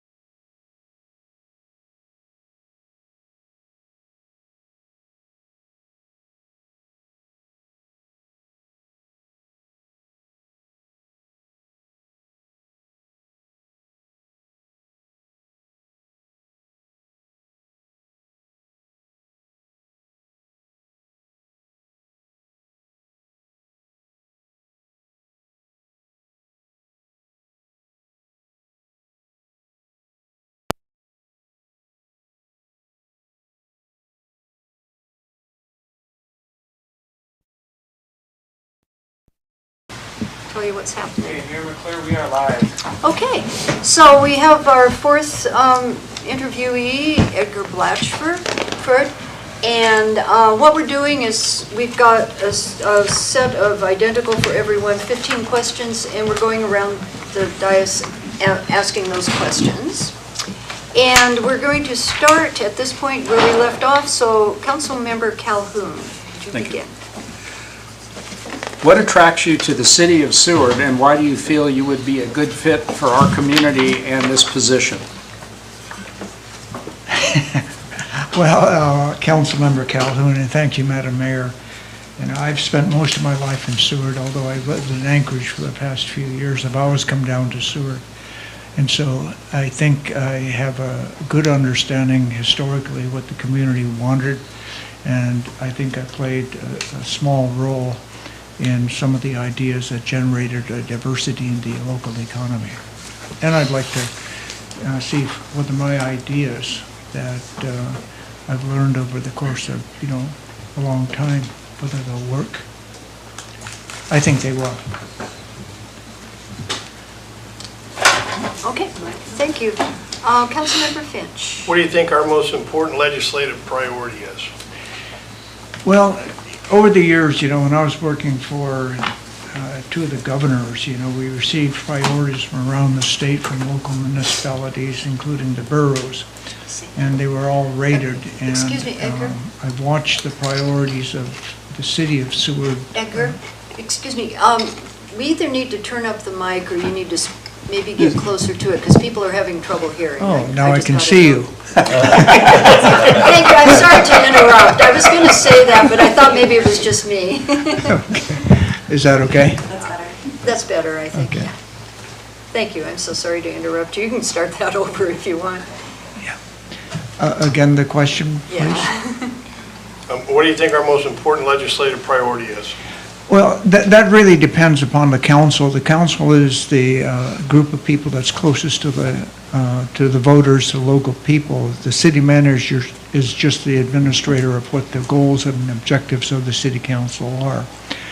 For me, if you were to ask me personally, as a non-candidate for city manager, it would be that I would continue to emphasize diversity of the local economic base. I think, after the earthquake, there was a period of time when the city council or the local government was in a slow period, and then we went through several city managers, and then one came on board, and the first thing he did was to take down the pictures of the earthquake and said, we have to look forward. And so when I look at this opportunity, I think it would be based on diversity and strengthening the pillars of our local economy, which include the education system that we have here. I'm speaking of AvTech, I'm speaking of the Sea Life Center. I also look at Spring Creek and the grand old idea to build a road to nowhere, and that is the SMIC, the Seward Marine Industrial facility, and that was an idea that's created hundreds of jobs in the local economy. But it takes lots of input from the local people. It takes a lot of input to be filtered to the council, and then you tell me what to do. Okay? Okay, thank you. Councilmember Barnwell. Yeah. Good evening. Oh, no, please. What will be your three most important goals if hired as city manager? Please include what you plan to accomplish in the first year of the job. Well, I'll answer the question first. What would I like to accomplish? I've spent a great part of my life in Seward, going from grade school to high school and off and on as a resident of Seward, whether I was with this local paper or just a resident of Seward. And I've always kept contacts here, and I like to see Seward continue to be the model for the other cities around the state. And when I was working for the state, there was, people, this is kind of immodest of me to even to say, but people would give me credit for the very good reputation that the city of Seward had. But I've been gone, for some time now, and the Seward still has a very good reputation around the state. So I'd like to see that continue. As for my top priorities, I would look at, one, strengthening the local economy and building on what we have here. There's only 21 square miles in this city limits, and it's one of the smallest home rule cities in the state. And so, we're surrounded by water, and not surrounded, north-south of water. Then you have the national forest and the national park and the state park, and there's not too many places we can go except up. And so this is a very good, strong, envied community around the state, and I think we can build on what we have here. And also keep an eye open to what might happen with the Pacific Rim countries. We got to be the first one out of the block. And I might say this too, just to add, not to make this a long answer to your question, but as a small town that has a very, very good reputation, Seward is envied. I know that from 2 terms as the commissioner of the governor's cabinet. I know that as a university professor, retired university professor. And I know that, people always say Seward has a good reputation. It is very diversified. And, as someone who ran from the tsunami in 1964, and the tsunamis destroyed the business I had, which was selling papers, the old Petticoat Gazette in downtown Seward. A lot of the businesses closed. Seward High School dropped by a third of the population left. And I don't want to see that again. And I don't take credit for any of the diversity of this town. There was a small group of people who were insistent that we never be dependent on a single industry ever again. Okay? Thank you. Councilmember Wells. Thank you, Mayor. Tell us a few things that you've done to build and maintain mayor, council, staff, and community confidence in you and your administration.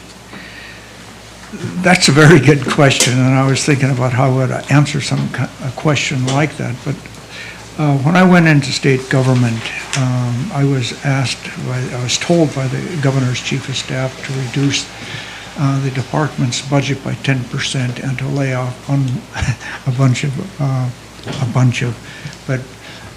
people who could be eliminated from their state jobs. And that was a very, very difficult challenge. But what I did is I worked very closely with the division directors, and they came in with ideas of where we could cut. But the Department of Community and Regional Affairs, and your aunt was commissioner of that department for 8 years. I was there for 4 years. But the Constitution of the state said that there has to be an advocacy agency, and as an advocate for the municipalities from the big cities to the small villages, my responsibility per the state's constitution was to advocate for good services, good education, and good well-being of the local residents. So I would approach all of that from the perspective I had as a commissioner under Governor Hickel for 4 years. Okay, Councilmember Tomas. Hi. Please give us an example of a time you were faced with a tense or difficult situation and how you responded. Oh gee, I was just walking from the community library. I was parked out front, and I was just thinking, if that kind of a question came up, what was the biggest challenge I have? And I'll be absolutely honest with all of you here and whoever is watching this, and certainly to hundreds of my former students. But the biggest challenge I had was where I was in the governor's cabinet, and there was pressures on the budget that would come from the state legislature. You have to, and your boss is the governor, and you have to fulfill the governor's mission in what he was elected for. But there were always pressures and always pressures on the budget. And so what I would do was try to work with a state senator or a state representative or another commissioner and try to resolve it. And one of the biggest questions I had was the allocation of the community development quota system, the allocation of fishery resources in the Bering Sea. It's a federal program of the communities that were within 55 miles of the Bering Sea would be eligible to receive a portion of the 2.5% of the cod in the Bering Sea. And let me tell you, there was a lot of pressure from outside fishing companies that didn't want to see their 2.5% being allocated to the villages. And so, the fishing industry is a powerful lobby in the state, but we were able to work it through by encouraging joint ventures and telling the smaller communities to develop 6 CDQ corporations, and we would recommend, it wasn't me doing all of it, I just would receive the recommendations and make recommendations to the secretary and the president's cabinet. But that was a very challenging opportunity, and I can tell you, when I look back on that period of my life, it was a lot of fun, The pressures were there constantly from lobbyists, from legislators, but you find ways to work with them. And, in the end, I think there's everybody, who's in the legislature wants to please their local constituency. And as a state official, you have to look at the best interest of the whole state. Okay. Describe your leadership style. How will you motivate our employees and supervise in a way that fosters accountability and high performance? Well, Madam Mayor, I see former city manager Daryl Schaefermeyer, who's sitting behind me, and I think his style was to work for the division heads, the department heads. That's why they're department heads, to give you the best advice they can possibly come up with. You tell them the council has decided, per the input from the local community, the voters, the citizens, that they want to cut the budget or they want to add on to the budget, then you find ways to do it. And so I wouldn't go out there and make a decision unilaterally. I would go and ask the people who work for the city of Seward, bring them all in. The thing about city employees, council, Madam Mayor, is that they all live here, or at least all those that I know. And they are a big part of the local economy. They shop here, they send their kids to school here, they volunteer for activities. They're friends, they're neighbors, they're the ones you talk to, and you don't want to unnecessarily just rid people off, and I've done that before, but I tried to keep as many of them in state government as possible, because in state government, it's like that everybody is a part of the local economy. Okay. Vice Mayor Osinga. Hi, John. Have you reviewed the city's budget, and if so, what is your impression of our financial condition? Does anything stand out as odd or unusual in the budget, or that you want to delve into further? I was wondering, Councilmember Osunga, how I would answer such a question when I was looking at the budget, and I would be, you guys, the council, Madam Mayor, has developed the budget. And here I am coming in as an applicant for a position. You want me to offer some kind of comments, and I might be critical of all the input you've had in developing those two budgets. But nothing really stood out. I was pleased to see that Seward is still on a very solid financial footing. I've read comments that maybe, coming from citizens, I think those citizens deserve, a response from the administration. But I'm not here to second guess, what the council did last year, or, if there's the new budget that comes up, I will offer proposals, but I will ask advice from the department heads of where we go. And then, of course, this council is the policy maker for the city of Seward. The city manager is not. All I can do is make recommendations to the council based on the input that you put the constraints on. Did I answer the question? Okay, thank you. Councilmember Calhoun. What is your experience lobbying for municipal priorities at the state and federal level? In addition, what has been your experience working with a lobbyist? I would say that the first lobbyist that ever came into my office when I was down in Juneau, I think, but he was with he was actually with the city's official lobbyist, and that was Daryl Schaefermeyer behind me. And he came in with an idea that a lot of people thought was a harebrained idea, and that was to build a road to nowhere. And the idea that what you'd have would be a ship repair or a boat repair facility, and the other one was the Sea Life Center. And the city of Seward came into my office. I was a resident of Seward, a former resident of Seward, and I have to keep it at arm's length because I didn't want anybody to say I was favoring Seward just because they had a request there, and I was a long-time resident of Seward. And what I did on the question of the Sea Life Center, I briefed the governor. I worked with Willard Dunham and with Beverly Dunham and with Kent Dawson, and they gave me the numbers, and then I went to the governor's office, and this is coming from the lobbyist to official of the state going directly into the office of the governor. And so this is a story I've rarely told, but to stay on track here, the governor asked me if I was interested in staying in the meeting when the delegation from Seward came in, and I said, no, I better not stay there because I don't want the illusion or that, I might be favoring Seward over another community in the state. And the governor said, okay, we don't need you anyway. But the delegation from Seward, and it was Mayor Crane, he was the head of it, and I think Daryl may have been a part of it. But they came in with their lobbyist and met with the governor, and then I was quite curious as to what kind of a commitment the governor would make. It was out of the $50 million oil spill penalty on Alyeska. And and I had, the door was always open for me with the governor, and so I just went there, and I said, well, what'd you decide with the governor? With the city of Seward?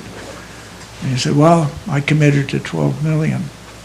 And I said, Governor, $12 million? $1 million would have been enough, He said, and then later on he said he should have committed $80 million to the Sea Life Center. But it's developing a good relationship with legislators, and when I was a newspaper editor, I went back to Washington, D.C. Just as an independent person, and asked Senator Stevens if he could arrange an appointment for me to talk. And I was not a representative of the Chamber of Commerce or of the city of Seward. I was just a local newspaper editor. And I wanted to go spend time in Washington, D.C., and so I decided to do some private business on the side, and that was to promote Seward.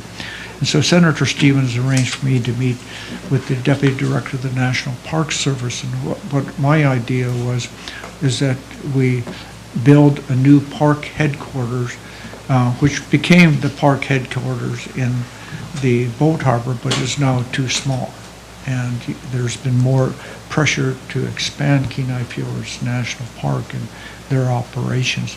But I believed is that if there's something that would take an act of Congress to do away with, the city of Seward trying to get rid of the national or the Kenai Fjords National Park was a folly idea. It would never happen because it's a national park and everybody in the United States has an interest in it. So what you do is you take that kind of a national asset and make it a local asset. And that's what we did. Okay. Councilmember Finch. Describe how you keep citizens well informed about governmental matters, and how would you make sure citizens' views and concerns are properly received and addressed? Can you repeat the question? Describe how you would keep citizens well informed about governmental matters, and how would you make sure citizens' views and concerns are properly received and addressed? I think this town is an old town. 1903, when it was founded, and before that was Katuchek. And then you have the formal city of Seward, a home rule town, which is a designation that there are very few home rule towns in the state, which means that the city of Seward can do just about anything as long as it's not prohibited by the state's constitution or the federal constitution. You know, it's a powerful designation. And I think how I would keep the citizens informed and to buy into is you give me the instructions as a body, you tell me what to do. You sit as the city manager's boss, and you tell me what to do and I will do it. If I have a problem with it, I will tell you what that problem is. And I will keep you informed too, what the citizens, how their response is. And I think how you do that, how they get the citizens to buy into an action of the city council, because the city manager is the only,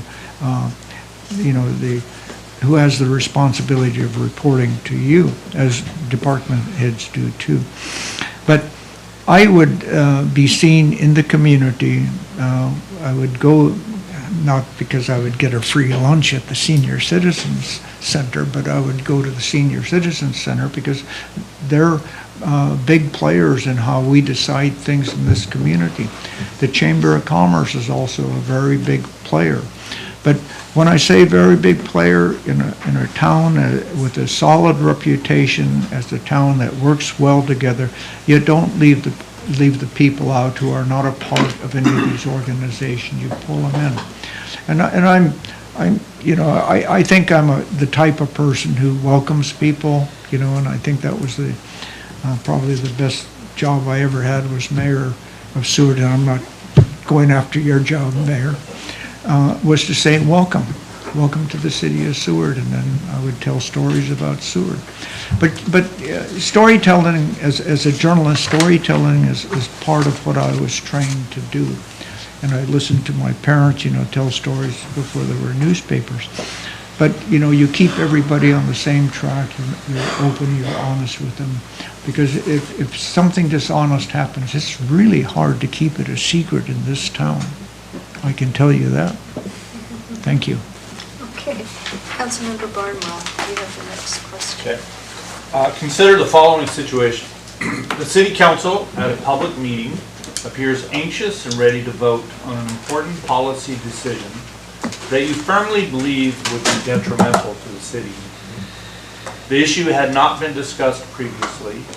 What would you do? Well, I would approach the mayor and say that I'd like to say something to the council. If it's a personal action, I would ask that there be an executive session, because one thing we don't want to do is to hurt reputations in this town or any town. I would ask the mayor to call an executive session where I could discuss that. If it's monetary too and involves, an interest that is seen in bad light, I would also ask that we discuss it in private, and that is not to hide anything from the local population, but the council would have a better rounded decision if they took in some of the current concerns. It could be, a business having a problem paying the sales tax. And, and I was familiar with that when there was a business in this town. And then what we did was that we met privately and to work out an agreement with the private business. You don't want to put unnecessary pressure on those who collect a large part of the operating revenues of this town. And they have a bigger stake in the local economy when it comes to tourism and people who have boats and people who come to Seward, to go to the Skills Center or, go to the Sea Life Center. We're all in this together. And so that would be how I would approach it. I would ask the council, ask the mayor if my concern was a legitimate concern, and if it is, then let me discuss it. But then, after every executive session, you have to come out and open and tell the local people whether a decision has been made, if it was something of the public's interest. Okay, thank you. Councilmember Wells. Yes, thank you, Mayor. Describe your experience with collective bargaining and tell us about the most effective ways to work with employee unions. Oh, that's a good question. I went to Amchitka when I was 18 years old. I became a member of the International Union of Operating Engineers, Local 302. My dad was a vested member, and my brothers also joined the union, and all my uncles and cousins, most of my cousins, who were members of the Teamsters. Still having trouble hearing you from the back. Could you just Yeah. be a little closer? Okay. Most of my uncles, a lot of my cousins were members of the Teamsters, of the laborers, the public employees, but unions have always been very close to me. And I was a member of the faculty union at the University of Alaska Anchorage, but that wasn't, a strong union. That's my opinion. But I think how you do it is you realize that the union members in this town are union members in this town who are citizens of this town. And they have interest, and their interest is they want to stay employed. They've made decisions to stay and to live in Seward, and so you have to be accommodating to their points of view. And, oftentimes, in my experience, Governor Hickel did put me in charge in trying to open up opportunities for local people in the Public Employees Union. And that was a challenge, okay? Because at that time, what I was advocating through the governor, or from the governor to me, was to open up opportunities for local people to become employees of that bargaining organization. And, there's give, there's take, and, over the years, what I've come to do is to be appreciative at times, and sometimes I'm not so appreciative, but it depends on the issue. Okay? Thank you. Councilmember Tomas. Number 12. Thank you. Undoubtedly, there are going to be conflicts. What is your approach to managing conflict resolution in the workplace? Oh, I imagine, council member, that there's going to be, when it comes to the budget, that's a really tough job to do, and there's a lot of long hours that the council puts in, and you act on the recommendations from the administration, from the department heads to the city manager. It's a really tough job, and there's conflict. There's always going to be conflict.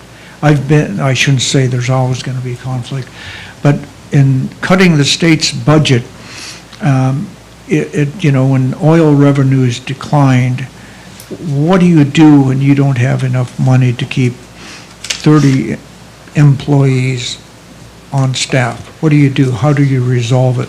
Well, in that kind of a situation, what we did was to work with the state legislature and work with the other departments of trying to resolve it. But the bottom line was, if you only have a few dollars and those few dollars are declining, you have to find ways to make cuts. And they're tough to make. And some of those hard feelings can linger on for years. I've been subject of a budget cut.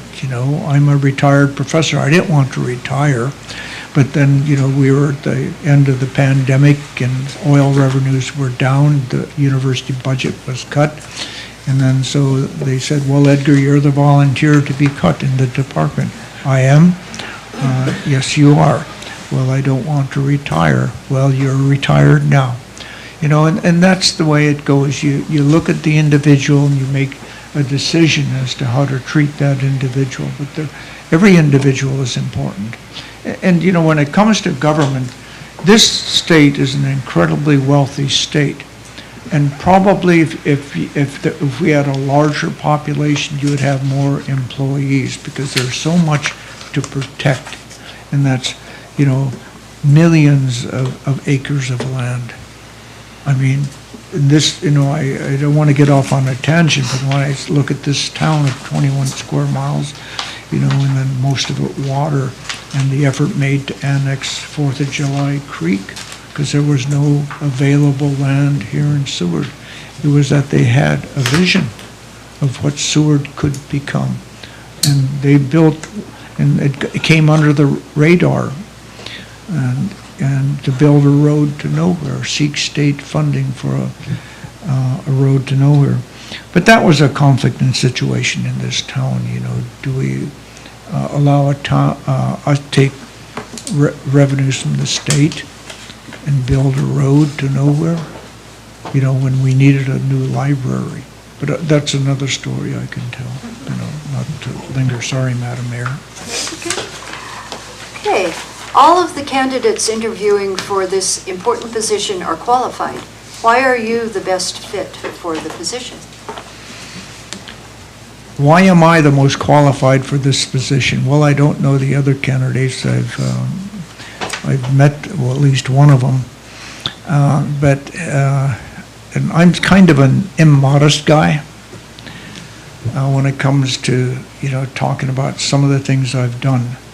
I am the most qualified person because when I went off to graduate school, one of my papers was on the state's constitution, on maximum local input in the government, the local government, that the people have the right to have an advocate and the people have the right to be involved. And with that, I say that, you know, Alaska, you know, and if you look at the entire country, with over 300 million people, Alaska has a very tiny population, and the percentage is declining, not growing. A large population is growing a bit by bit, but it's still, the percentage is getting smaller. But I think what you have to do is that you have to involve as many of the local people as possible. It's their government, you know, this is a good government. And then, you know, I'm getting off on a tangent, so I better stop there, Madam Mayor. Okay, thank you. Vice Mayor Rossini. Do you have any comments or ideas you would like to share regarding specific?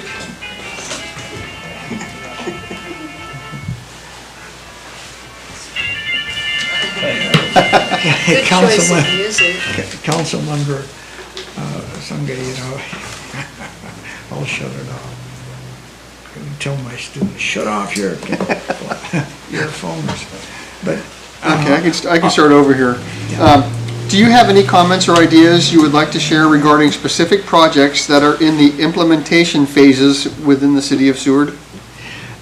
The ideas that I have really going back to having a very diversified economy, not dependent on any one industry. And when I look at Seward, I can see that, you know, past mayors, past council members, past civic leaders, all were committed to the idea of putting as much input in having a diversified local economy. Councilmember Osenga, what I would do and what I've done, you know, in preparing for this interview is to look at the industries that we have here: education, marine life, the railroad, seafood processing, you know, AvTech, you know, tourism growing. And I think the best thing that we can do, you know, for the past couple of years, I've been working with you know, a graduate, you know, of one of the schools on the East Coast on using the internet, on, you know, what you can do, rapid transportation, rapid, you know, transmission of ideas, of input. And I go back to the idea, you know, that if we're not involved in the transmission of ideas, we will get left behind. Because you know, there was a book written a few years ago that said, you know, the competition for ideas for local economies is not in the next town over, and the competition in the classroom is not in the next classroom. It's that person who may be sitting in a hut in Africa, or someone who may be working on a farm in Europe. That's where the competition comes from, and we got to be on top of it. One of the ideas I thought that would have been a good idea years ago, and that was when the submarine cable came to Seward. It came right through Resurrection Bay and then up on the land and then right up the highway or the railroad. And I think we had an opportunity to be the first one out of the chute to connect this town with rapid transmission of ideas. And I think, on the project that I'm working on is that how do you beat all the other guys, all the other people who now use the internet as a platform. And you do it with high quality ideas and tourism. What do you do in Seward? What do you do to make Seward more attractive? Well, first of all, we don't advertise Seward as a town that has 365 days of sun a year. That's not going to go well, when they come here and it's raining. What you do is you build on your strengths. What are our strengths? Number one, we're between the mountains. We have the bay in front of us. We have a small city limits. We have a lot of people who come to Seward. When the cruise ships started to expand into Seward, many said, our competition was the other communities in Seward. Other communities in Prince William Sound and along the Kenai. Well, it didn't turn out that way because Seward now is the major port. It even goes back to the whole idea of, during the Exxon Valdez oil spill, everybody was saying, well, those communities in the inner Sound are going to explode with activity. Did they? No. Where did they go? Seward. And what is it? It's the deep water, it's the railroad, it's the highway. Those are the strengths of this town. And it's going to happen whether we like it or not. The way you control it is you look for opportunities that you want to promote. It may be, we're out of land, we're pretty much out of light. Go up. And I know that's not a very good idea. Maybe we're going to have to encourage people to build 2-, 3-story buildings, because this town is going to grow. It may grow slowly, and it may continue to be the surprise. How does Seward do it? Well, those are our advantages. We don't need to brag about it. People know about it, and that's what we do. Thank you. And last question from Councilmember Calhoun. Is there anything else we did not ask that you would like to add?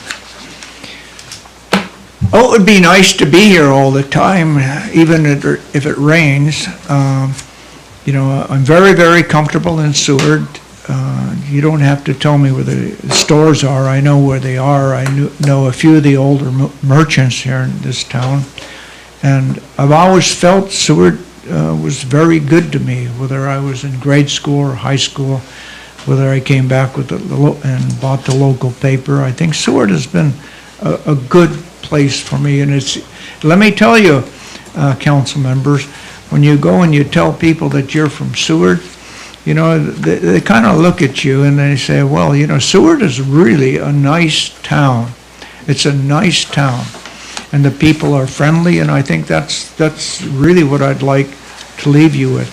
I don't want to say that, I'm going to take my notepad and leave angry because he didn't select me, but whatever you do with the city manager position, I'm not going to be unhappy. You're not going to get rid of me, that's for sure.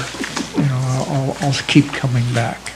Okie dokie, Madam Mayor? Okay, very nice. Thank you very much for coming. Thank you. I'm going to ask my usual question of council. Do we need a break before the last interview? Anybody? Yes.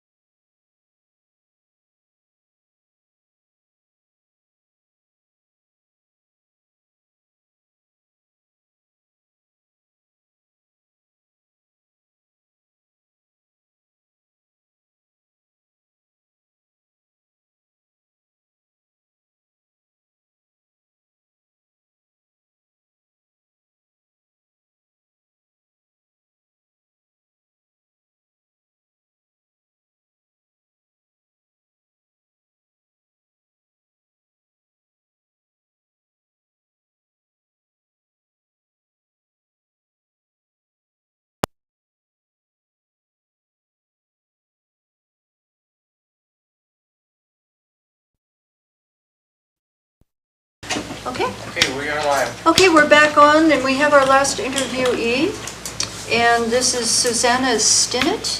Is that pronounced right? And we have a series of 15 questions we've been asking everyone, and we're going around the dais and asking questions. So we're at the point of starting with Councilmember Finch at this point, and he'll ask the first question. What attracted you to the city of Seward, and why do you feel you'd be a good fit for our community in this position? Can you repeat the first part of that question? What attracted you to the city of Seward, and why do you feel you'd be a good fit for our community in this position? What attracted me to Seward? I'm sorry, sometimes I get stuck. I start talking and I'll continue on. So why Seward? When I decided to switch careers from the private sector to the public sector, my passion is to implement projects to improve the economic, social, morale in the community. Can you just move the mic forward a little bit? Do you mind if we move the microphone a little bit forward? They're having Okay, trouble you hearing. can hear me? Oh, okay. So as close as you can get to that, I think. All right. Thank you. I have worked in the private sector for 15 years, and then until my company that I work for sent me to Bethel to supervise a branch over there, and that's when I found out that I would like to work in the public sector. One reason for that, I guess, is I will be providing goods and services to the public without the sales pitch. And your question was, so why Seward? My first year in local government, I came across two projects that were stalled. It's something to do with flooding. And when I look at the project, it's due to expire. And it's not a good thing to let that expire and not get the road. The road needs to be restored, and the water sewer realignment, it needs to be taken care of. Next flood would come, that thing will break. So I do not have any experience with grant implementation. So I actually contacted FEMA, because they're the funding agency. And I let them know, can we extend so we could get this project done? And they actually approved the extension. And the fact that I don't have any experience, to my surprise, they said, we're gonna come over and walk you through how to do the project. And so those two projects, we completed them the next summer, because in the winter we can do work. From then on, from the 2009 to 2016, everything I've done was implementing projects. And that's in addition, of course, to the city operations. So, because of that experience, I enjoyed doing those projects. It's for the benefit of the public, not just today, but it's for the long term, for the generations to come. So when I saw the recruitment packet, I saw a lot of projects for the city of Seward. So I feel good about that. I said, well, maybe I could be considered and be part of the team to get this thing taken care of, all these projects, to move the city of Seward forward. And the other thing I'm aware of is the city, I'm saying we already, there's these challenges of employee retention and recruitment. And that's actually a problem. these days in a lot of places. So the retention part, we could at least do something about that because they're already here. Those employees are very important asset. So we need to recognize them as people, engage them, and motivate them. So we're all team. We're all here again, like I said, to serve the public. That's why we have a government. City manager is and council. We are here to provide governance to the people. So it's everything is about for the people's benefit.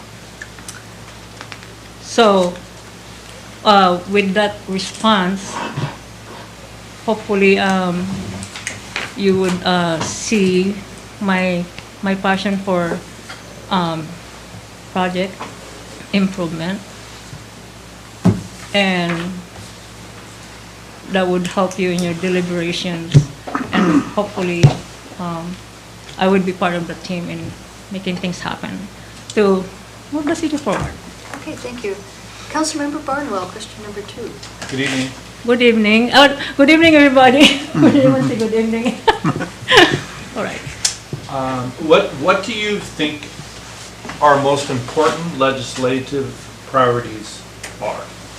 Or excuse me, what is our most important legislative priority? For the city of Sword, it's definitely those projects. And, projects, some of them we could accomplish them in a short time. And some takes a long time. It depends on what that project is. The thing is, you just have to continue working on them.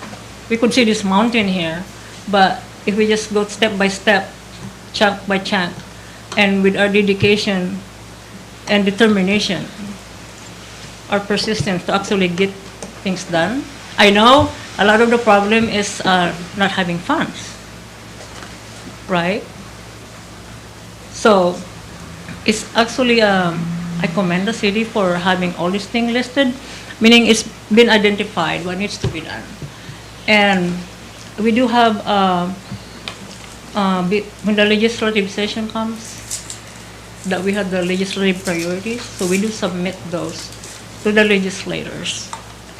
I have actually gone to Juneau myself to present what the community needs, and we have been successful with a few of those. Because, grant funding, some of them, you could use it for anything else.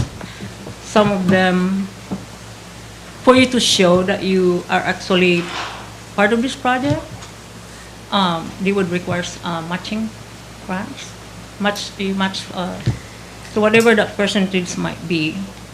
And I have done things where I would reach out to anyone who I needed to reach out to start working on. That's why I was trying to, but that's okay. When we were needing a grant for to extend the water sewer line and service lines to unserved homes in the city of St. Mary's, I contacted ANTHC and asked, this is not a good thing for sanitation-wise. So I went all the way to Juneau and spoke with the president of ANTHC to present how we really need this. Hopefully we could get funding for this. It took us 2 years, but after 2 years, so persistence. And after that, they said, okay, I was surprised. So patience and just keep at it, and we will get those grants. It's a lot of work, but we can't get them all done at one time. So we just have to have what the priorities. There are priorities if you look at it, but what's really right now? Councilmember Wells. Yes, thank you. What will be your 3 most important goals if hired as city manager? Please include what you plan to accomplish in the first year on the job. First year on the job. Well, it's not only one thing, right? Like I mentioned earlier, I saw those projects.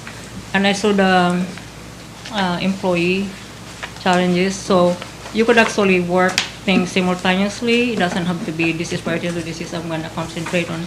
Sometimes you have a few things at the same time. So the project definitely. I do have something that from my reading. I don't know if the city is still pursuing discussions on the electric utility. I don't know what's going on with that. Of course, I'm not part of it, so I don't know. But it would be nice for the city to have their own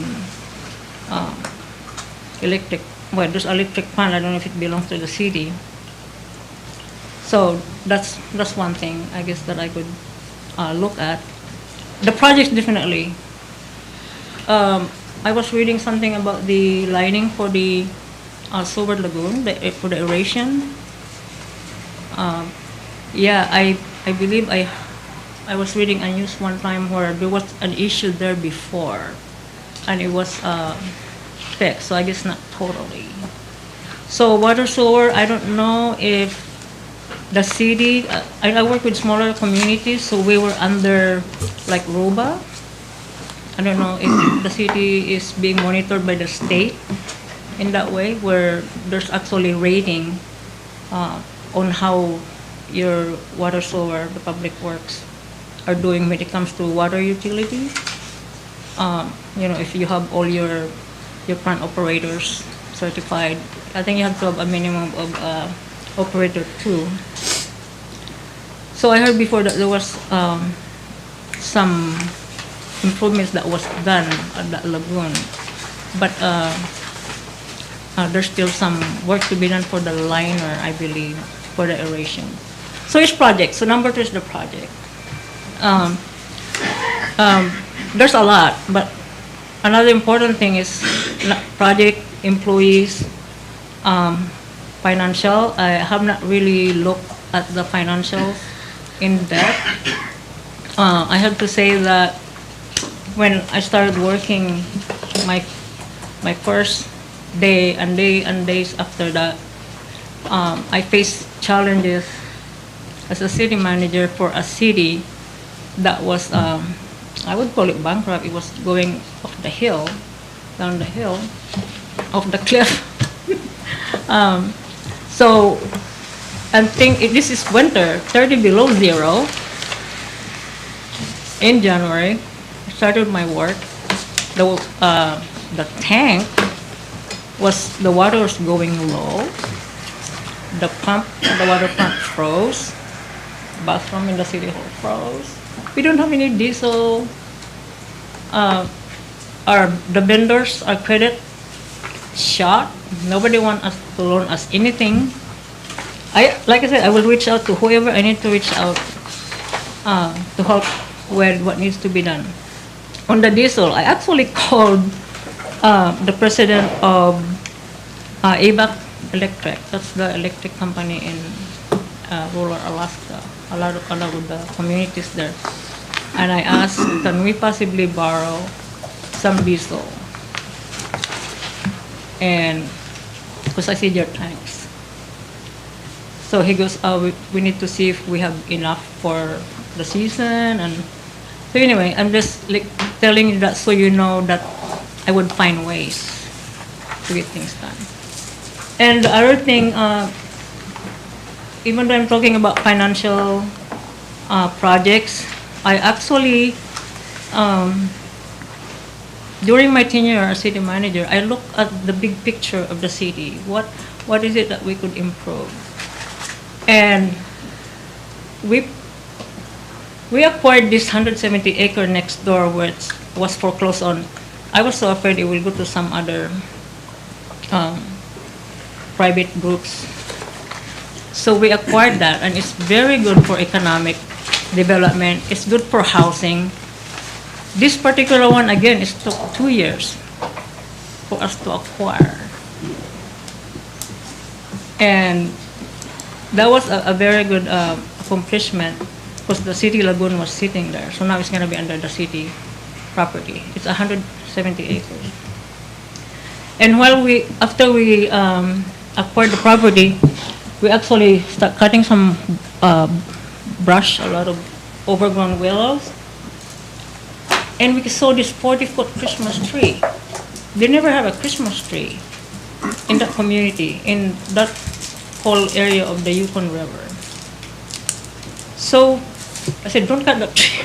We bought some Christmas lights, put lights on. So there was a very first Christmas tree lighting in the city, because I also want to be part of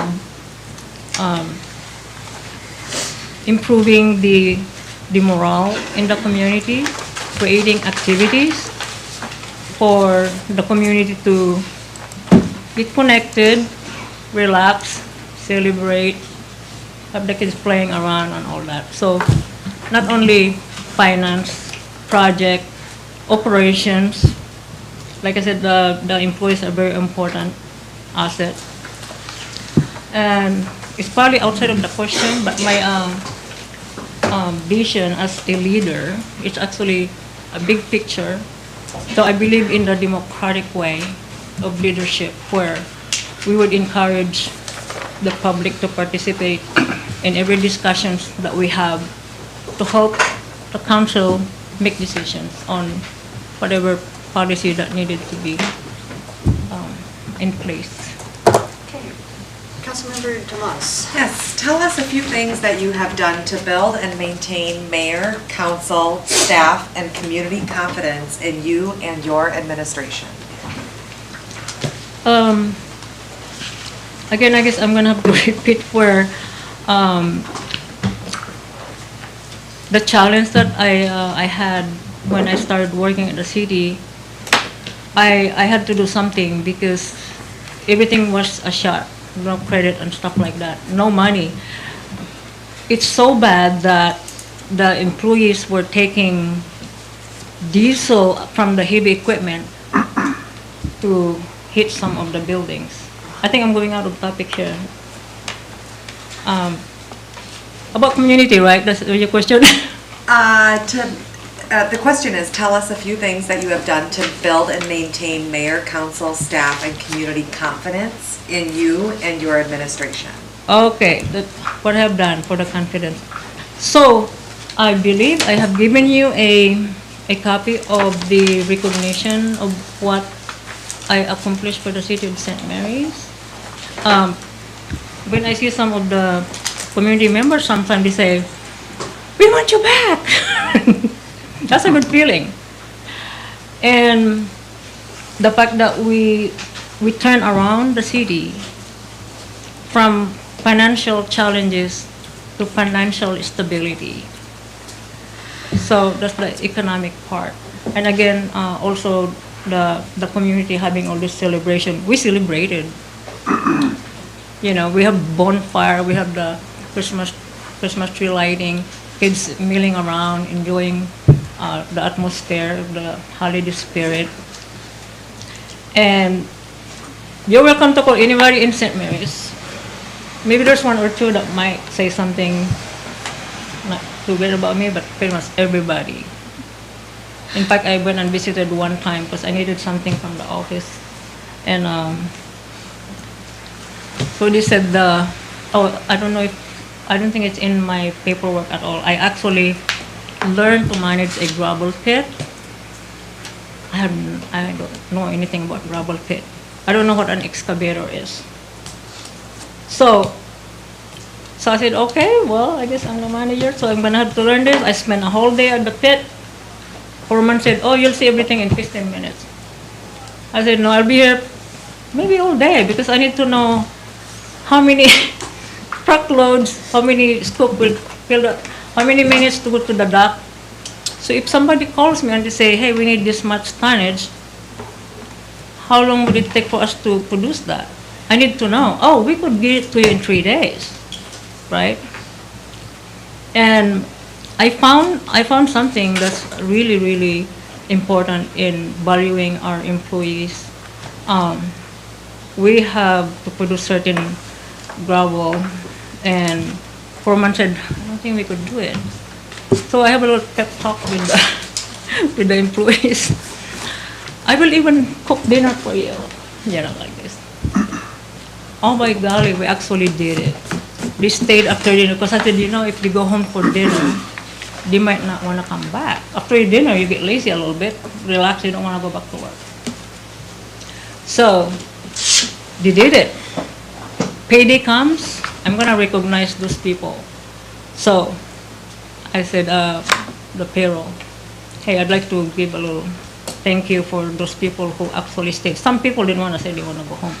But we have something that we want to get done here. So those people who actually stayed as a team to get this done. So can we do this? It's like a challenge, right? We said we could do it. So we did it. So they couldn't believe it. I didn't say I'm gonna recognize them by giving them a little bit of a bonus. It's not a lot of money, but the fact that you're thanking them for a good job. So guess what? Next time that you want something done, they'll get it done. It's not because of the money, but it's because they know that you thank them and you recognize that. So, Okay, thank you. Please give us an example of a time you were faced with a tense or difficult situation and how you responded. a lot of difficult situations. I mentioned the diesel earlier already. Cut Financial, it's winter. Again, our credit was shot. They said they want to repossess the excavator. I said, well, it's winter, the river's frozen. I don't think our little airplanes could blow that, but you're welcome to come and take it. But I would like to work with you. So we work with Cut Financial, and we're able to keep that excavator. So this is a January 30 below zero, with all these everyday challenges that's coming. I didn't say, like give up or anything. I just say, what can we do? So yeah, I'm proud. I'm actually proud to say that we turned the situation around. The water that was coming down, we're actually announcing no laundry because water's going down. The pump is frozen. I think the public works director was gone at that time. So I called the engineers who are working on the water sewer main. They know what capacity motor that would be. So they help us. So we save. Now we have the water. The tanks start to fill again. So there's just a few of the challenges that with perseverance and just look around and have everybody work together. And I'm like what I did with FEMA. I'm not ashamed to say I don't know what to do. So I will ask help. Okay, thank you. Vice Mayor Osenga, number 6, please. Okay. Describe your leadership style. How will you motivate our employees and supervise in a way that fosters accountability and high performance? That's almost similar to the leadership style. Okay. Definitely a visionary. Like I said earlier, I look at the whole picture of the community, and then the democratic way of leadership, where you would encourage employee and the public. Those are like two different things because the public is, when we're having meeting discussion and stuff. But the employee, when I mean by participating, is that what I've done is actually when I start working in a community, I'd like to meet all the employees. I actually have a citywide meeting to meet everybody. And then I'll have the individual department meeting to listen to the employees, to what they could bring to the table, to say, oh, we've been needing this tool like this, but so I want to know all that stuff. They're on the front line. I need to listen, hear what it is that they're coming across that should be brought to my attention so we could do something about it. Very, very important. like in that motivation part there, acknowledging their good work, respecting them, they'll respect you also, and treat them as people, not just workers. Take care of them, they'll take care of you. Thank you. Councilmember Calhoun, number 7. Okay. Have you reviewed the city's budget? And if so, what is your impression of our financial condition? Does anything stand out as odd or unusual in the budget, or that you want to delve into further? Oh, that's one thing where I have not looked at it closely. I thought there's like 2 different areas where it's balanced, but yet I thought I saw another area that there's a deficit. I'm not sure, so I have to look at that. Definitely, it's a working relationship with the finance department. So we need to look at each one of those items, and if there's a deficit, it's just like anywhere, at home or business or government. You're gonna look at all the revenues, what are our expenditures, and we do have mandatory services that we have to provide that we don't have any income, like the police department. We don't have income there. It's very important that we do have law enforcement, things like that. So it's an in-depth examination of the budget. So if there's deficit, we need to find where can we cut that's not really going to impact the service that we want to provide, and where can we have some income. I came across housing project actually for the city. I don't know if that's for individual housing, residential. That's one way to have real estate tax that'll help the income, and that's not just for now. It would be for years to come. And I'll go back to that mission property. We actually platted. I don't know how many acres, because 170 is like a quarter here. Like 50 homes that we platted. So I don't know if anything's going on there. But there's a shortage of housing, and it's definitely find a way if we could actually have some housing. And that property, they actually, I don't know if I mentioned earlier, they actually built fuel tank farm there. And when I was there, the conversation was they will provide a tank for the city for storage. So it's very important to, going back to the leadership, somebody who asked that, it's partnering with the private sector, the businesses, the tribal, non-profit, all of us here in the community. We need to be all working together. We all live here. I'm going to say we because I'm talking for the community. Okay, So- thank you. Councilmember Finch. What is your experience lobbying for municipal priorities at the state and federal level? In addition, what has been your experience working with lobbyists? I have not worked with lobbyists, but I went and lobbied myself for the city. I actually went there with the city council and present to them. Even though I submitted already the legislative priorities, I still would like to meet the state senator, state representative, the governor if I could, but I went writing a letter to the governor instead. Busy governor there. So again, like I said, I went and talked to the president of NTHC to get the extension for the water sewer. For a while, there's no money there, but eventually somehow, sanitation is very important. That's their mission anyways, to provide sanitary conditions in the community. So they're happy that they could help out.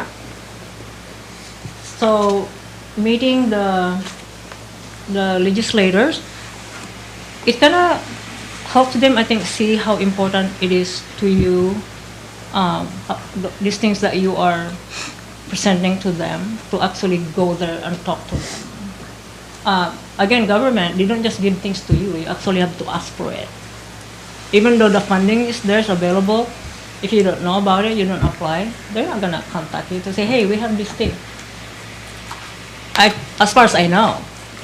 So it's up to management to research all those funding, not just in the state, but like grants.gov. If you go there, they actually have update of what's available grants right now. You cannot just apply for what you want either. There's actually, they will mention a time when you could actually apply. Okay, Councilmember Barnwell. Describe how you would keep citizens well-informed about governmental matters and how you would make sure citizens' views and concerns are properly received and addressed. I go back to the democratic way of government, where it's let's say even project, you actually have to have a meeting to find out how they feel about that particular project. So it's participation definitely, and I work a little time as a city clerk, and you do need to notify enough time for the people to be able to attend the discussion. So we're supposed to notify them for everything. We are here for the public again, so they need to be informed of what it is that we're doing. Okay, thank you. Councilmember Wells. Consider the following situation. The City Council, at a public meeting, appears anxious and ready to vote on an important policy decision that you firmly believe would be detrimental to the city. The issue had not been discussed previously. What would you do? Okay, hasn't been discussed. Okay. So the council is just thinking of having a policy to be introduced. So of course it's a discussion among council, and then I'm part of that. So it's my responsibility as the city manager working with the council. So if there's policy that's being planned to, I mean, not disclosed yet, but still in the planning stage, it's my duty to inform the council any information I might have that would influence that particular policy. I don't know if it's legally, for example, we need to approach our attorney. But it could be influenced politically or socially, maybe culturally.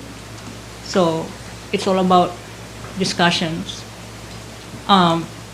If I don't agree about a certain thing, it's definitely, it's my duty to inform the council. What is it? Why is it that I will not be disagreeing? I will just be giving you information to help you in your decision making.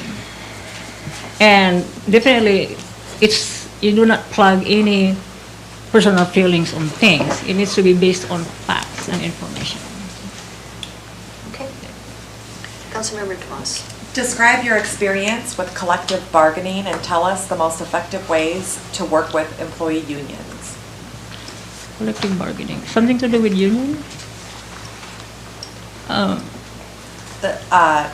Would you like me to repeat it? Yes, please. Describe your experience with collective bargaining and tell us about the most effective ways to work with employee unions. I do not have much experience when it comes to bargaining. So I'm willing to learn whatever it is that I need to learn. So I'm not sure, but I think maybe an attorney would need to be involved on that because it's something to do with bargaining.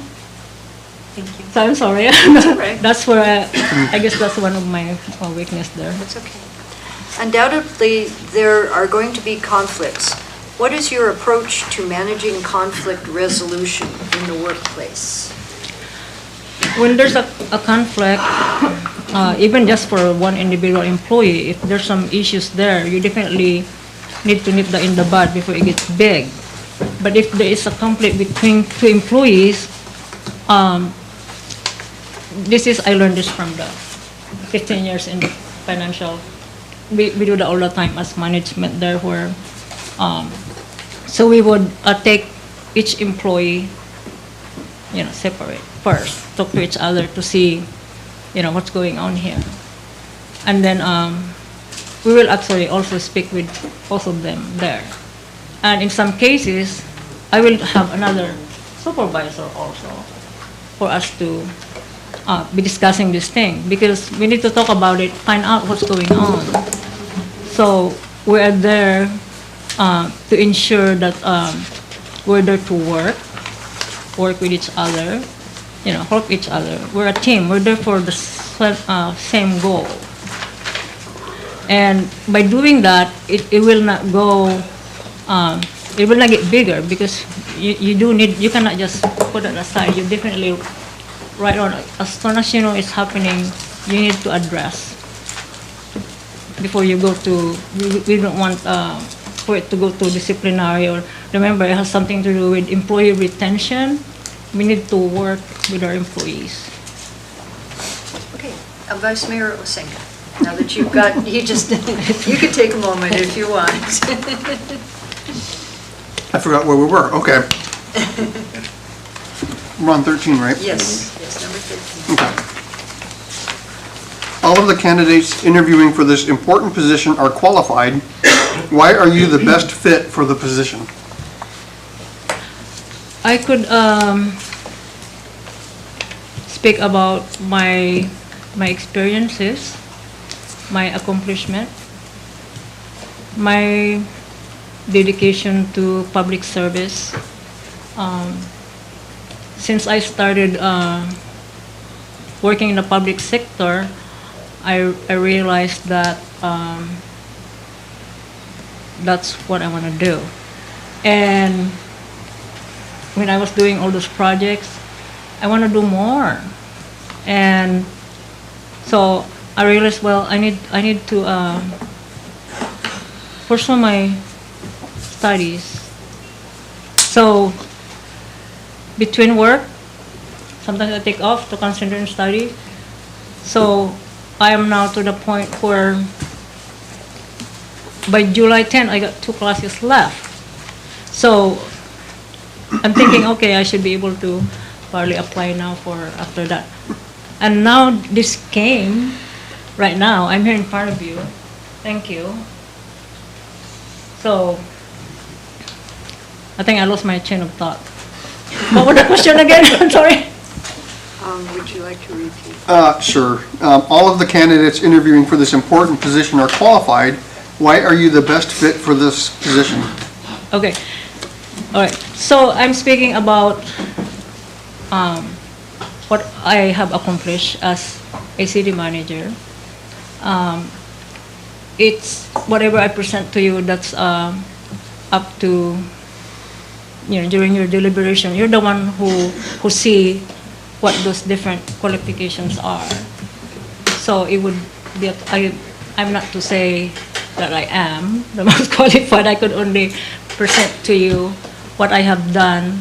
I'm like again earlier with the big vision, I'm results-oriented individual, and I definitely encourage everyone to bring to the table whatever they have, employee as well as the public, because it's very, very important when they bring it to, because if you don't know, then there's nothing you could do.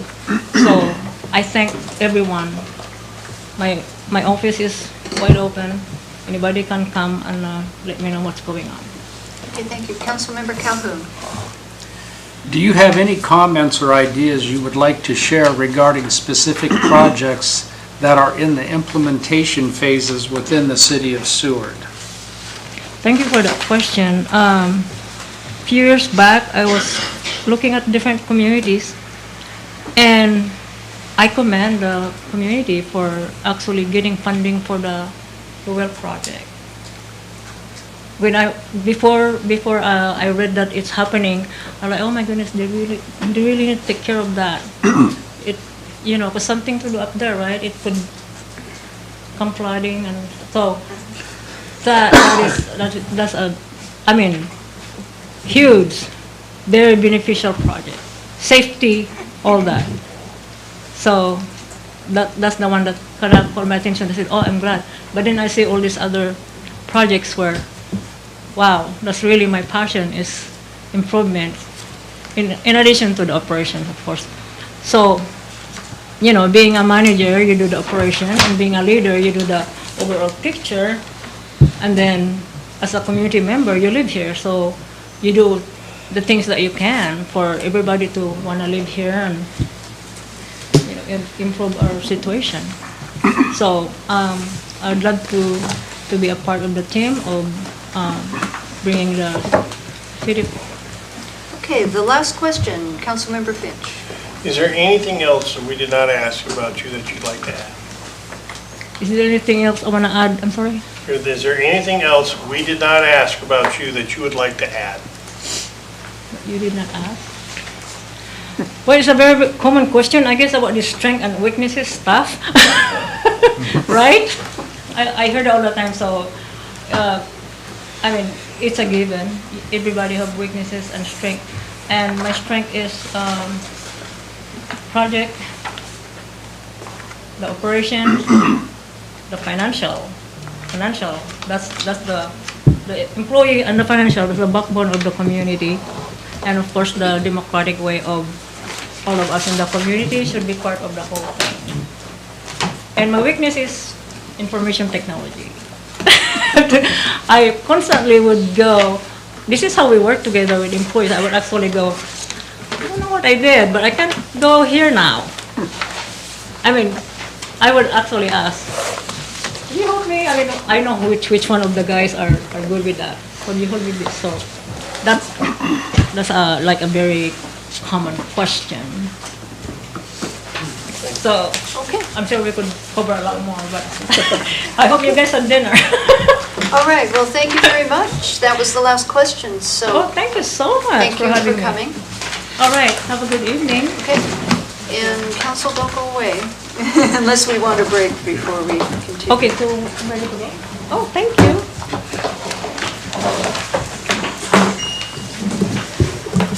Just pause for a second here while she does.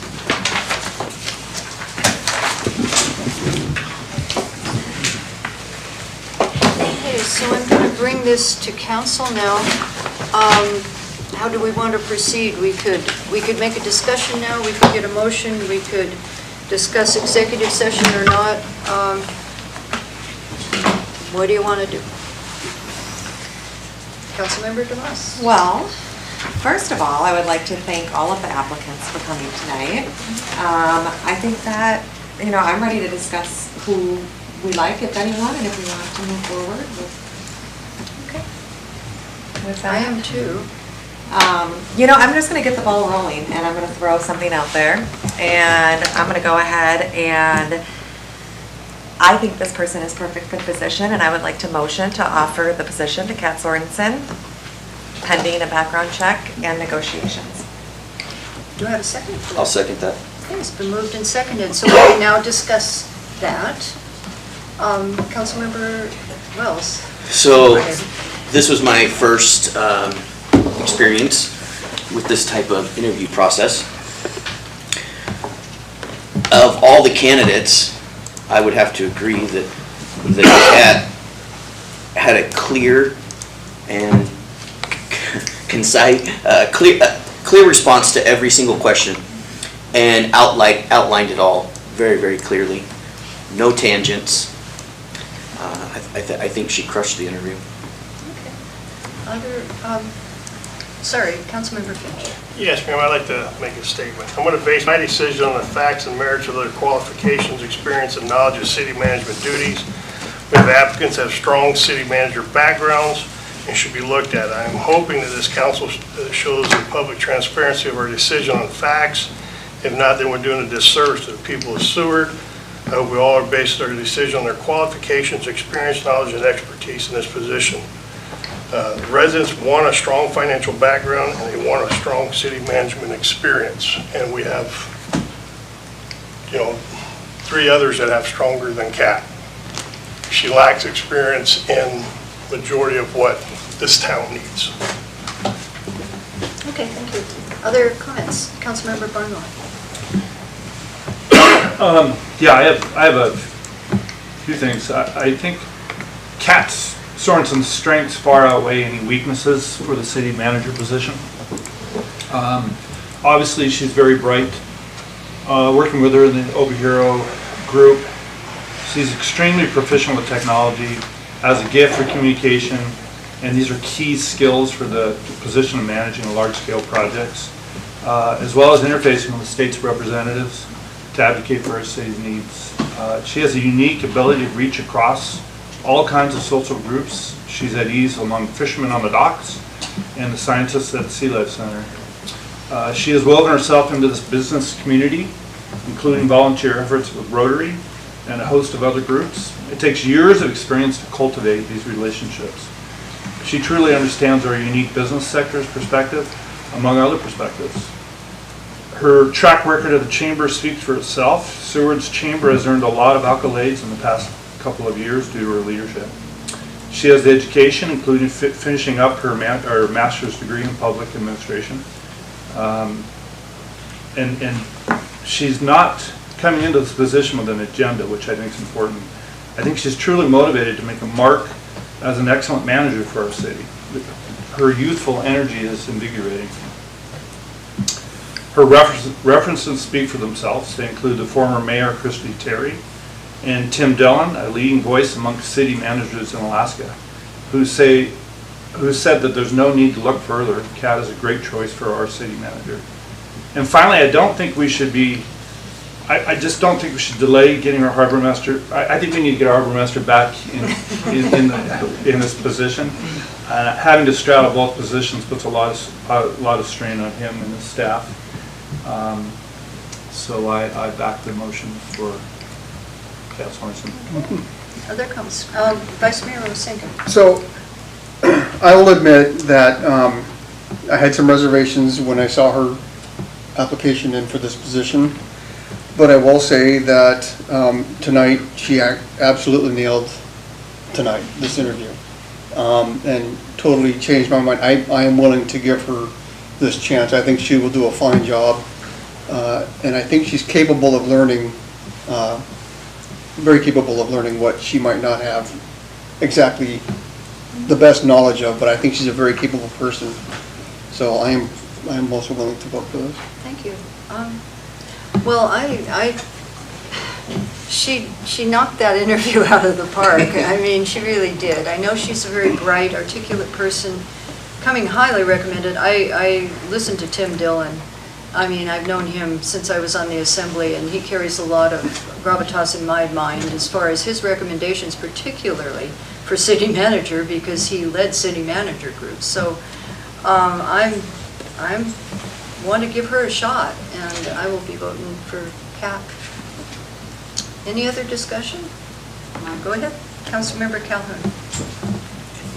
Not that this may make any difference, but personally, I wouldn't accept any of the applicants that we interviewed tonight. I don't think any of them have what this city really needs right now. The situation we're in, we have a lot of inexperience in a lot of areas right now, and we really need somebody that can come in, start doing the job, that doesn't need a lot of training on public administration. And I know how you guys feel. I understand the personal relationships and the things like that. My recommendation is that we hold off on making a decision tonight, go out again, whether it's through GovHR this time, or on our own again. Probably GovHR would be the better way to go if we were to do that. It's a lesson learned on my part, because GovHR will send us the qualified applicants that actually meet the qualifications that are in our job description that we look for. And I just do not want to shortchange this community on what it really needs right now. And it's not anything personal with Kat Sorensen or Edgar Blatchford or the other applicants that we all know, because they've all done very good things in their areas. But the qualifications for what we are really looking for just aren't there. Okay, well, we have a motion on the floor. Any other discussion? We're willing to vote, ready to vote, I mean. Mr. Clerk? Okay, so let me read Yes, the motion please. for the record. Please do. So the motion is to offer the city manager position to Kat Sorensen pending negotiations and a background check. Yes, that was it. Okay. Wells? Yes. DeMoss? Yes. Barnwell? Yes. Calhoun? No. Finch? No. Osenga? Yes. And Mayor McClure? Yes. Okay, that motion has passed. Okay, so we will direct the HR director to proceed, or the administration to proceed. I'm not sure, I've never done this part before. So we are directing administration to proceed with this offer. And Could treat with the offer, come back with the offer and also the background check that Okay, was and- requested. Right, and then also the offer being made, go ahead. Yes, ma'am, you probably need to do a negotiating team. That's what I was about to Okay. say. So would we be choosing that now then, negotiating team, probably for the time? Okay, so I guess I should be on it as mayor, correct? Before I never was mayor, so I don't know these things, okay. And I think there needs to be 3 of us. So myself, and who else would like to be? I volunteer. Councilmember Finch, and, okay, Councilmember DeMoss. And then we'll find out when and how and all that, and we'll get everybody up to speed on how that might work. Is there any other direction we need to give here? No, ma'am. Wow, okay. I wasn't sure. So I just want to make it clear for the record, we're continuing. I just want to make it clear for the record that we didn't go into executive session, and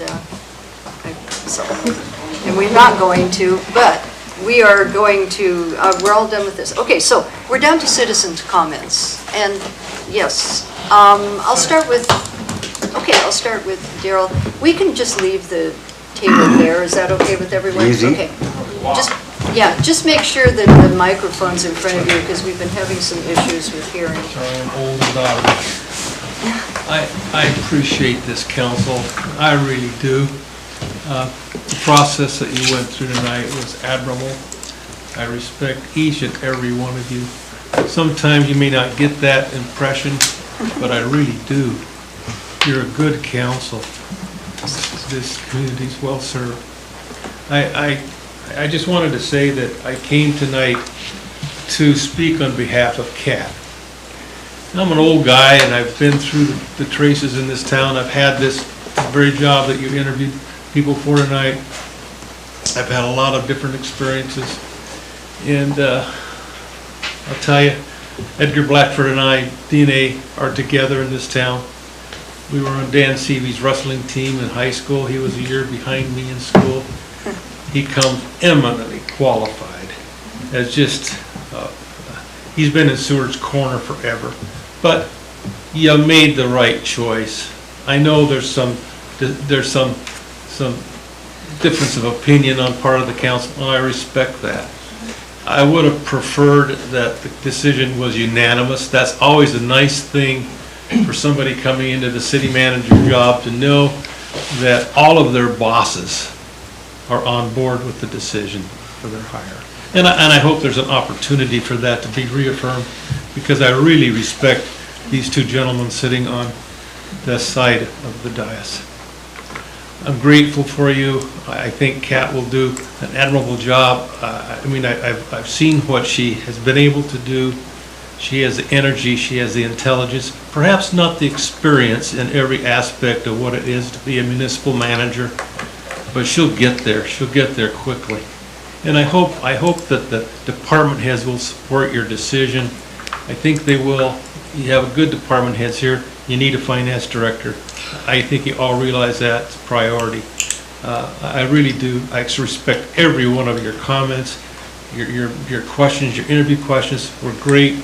The process was great. I just was grateful to be here tonight. Thank you. Thank you.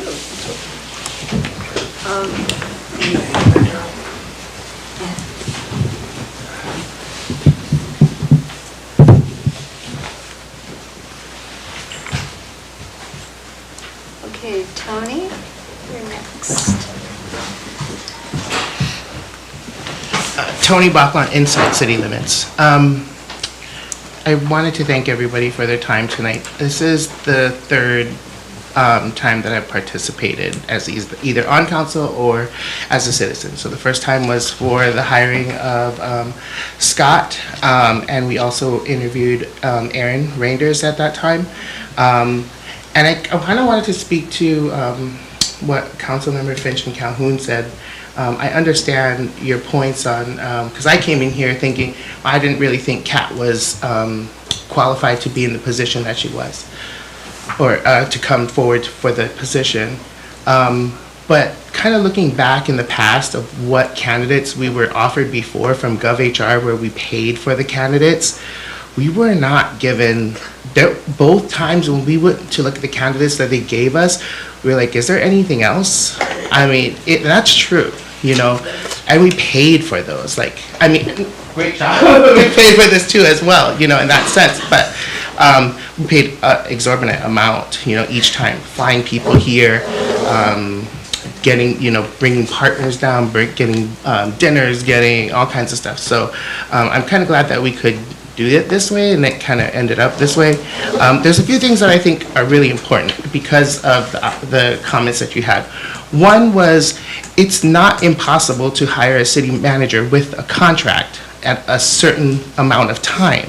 To say, in 1 year we reevaluate and we're going to choose to extend, keep, terminate your contract at the end of this time. So you can, when you do go to your negotiating team, say, I want to just have it for this amount of time and then reassess within that time. That's, you know, that can be done. Another thing that I thought was really important is when you do set your goals for the city manager, that it's very clear what you expect of the city manager at every single point. Every time we had done the goals before, they were kind of vague and out there. We wanted you to do this, we kind of wanted you to kind of do that, and it wasn't really, this is what I want to see. If this is what you want to see by the time in 1 year, that should be laid out in your goals for the city manager. That's exactly what you should put out there. Don't try and be vague, and don't try and say, I want you to fix the budget within a year and come out with 2%, you know, under what the budget is. Be very clear on, I want to see the budget cut. And if that's the things that you vote on when you vote on your goals for the city manager, you can lay those out. The other part of that is making sure that you're following up with that through the year, rather than waiting all the way to the end of the year and saying, okay, now we're going to revisit these goals and look at them and, oh, well, what did you do this whole time to have these goals? That was the same for the clerk, same for the attorney. So we kind of get lost in those goals because they're so vague, because we just are like, oh, well, do you really want to spend time on this? So I would say really spend time on the goals that you assign for the city manager moving forward, assess them as you're moving forward with the contract or however the employment works with the new city manager, and be clear on those things, and really say what you want to say and execute it on there, because now you're in it, right? So the only way to get what you want out of this is to make sure what you expect is being done by the city manager. I'm glad that this decision was made tonight. I think there's a value for historical knowledge. The chamber has moved in amazing places. It's exciting to think that there could be new ideas that are happening. And I think that's all I wanted to say. So thank you so much for your time tonight. Thank you, Tony. Anyone else? Linda?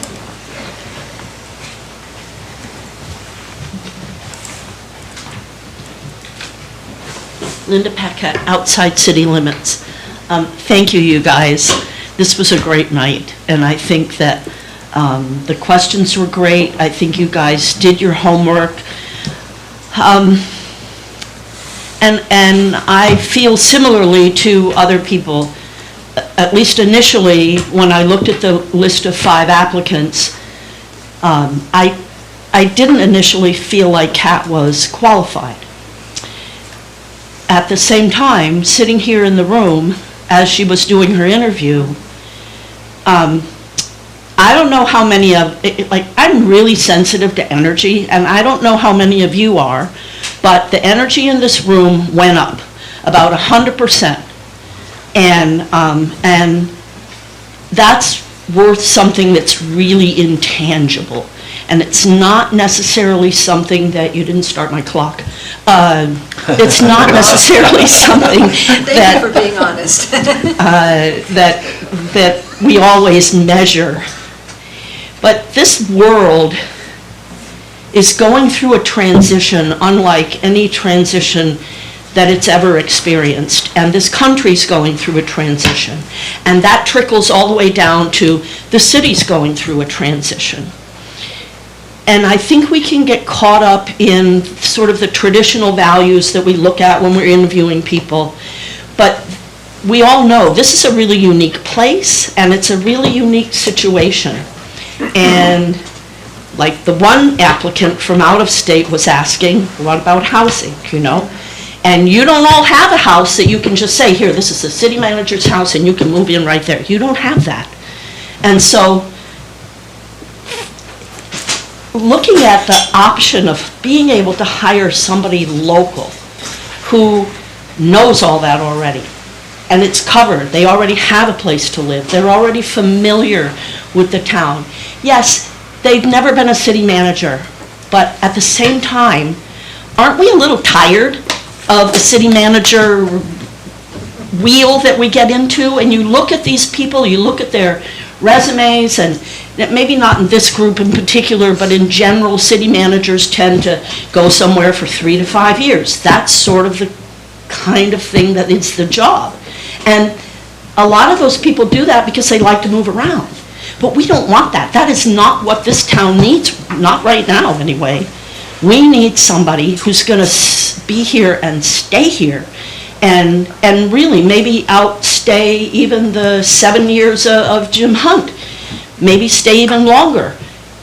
Longevity in this position will be an advantage to us that I think we won't get out of at least some of the other candidates that were interviewed, or even other applicants if you were to still go back out for more applicants. So I really,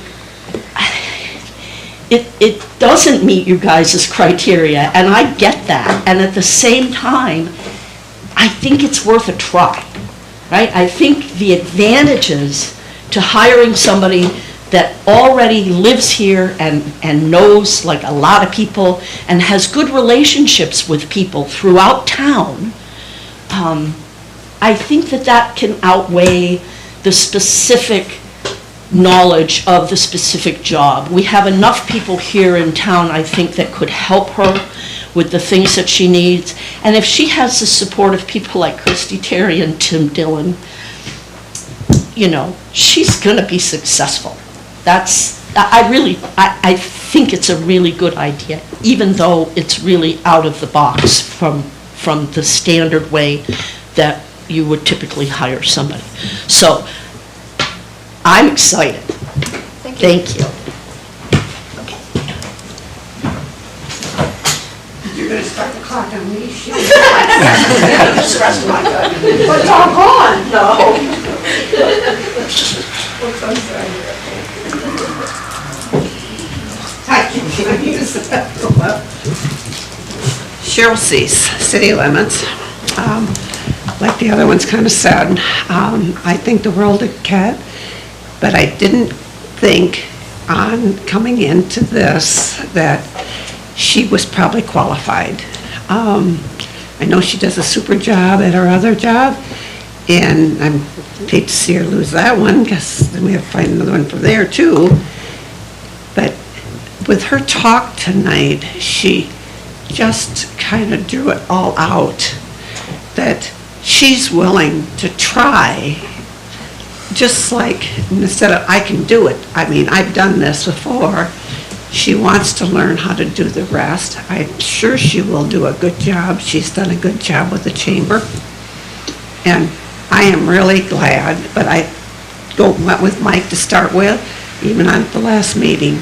Let's keep this open for a while.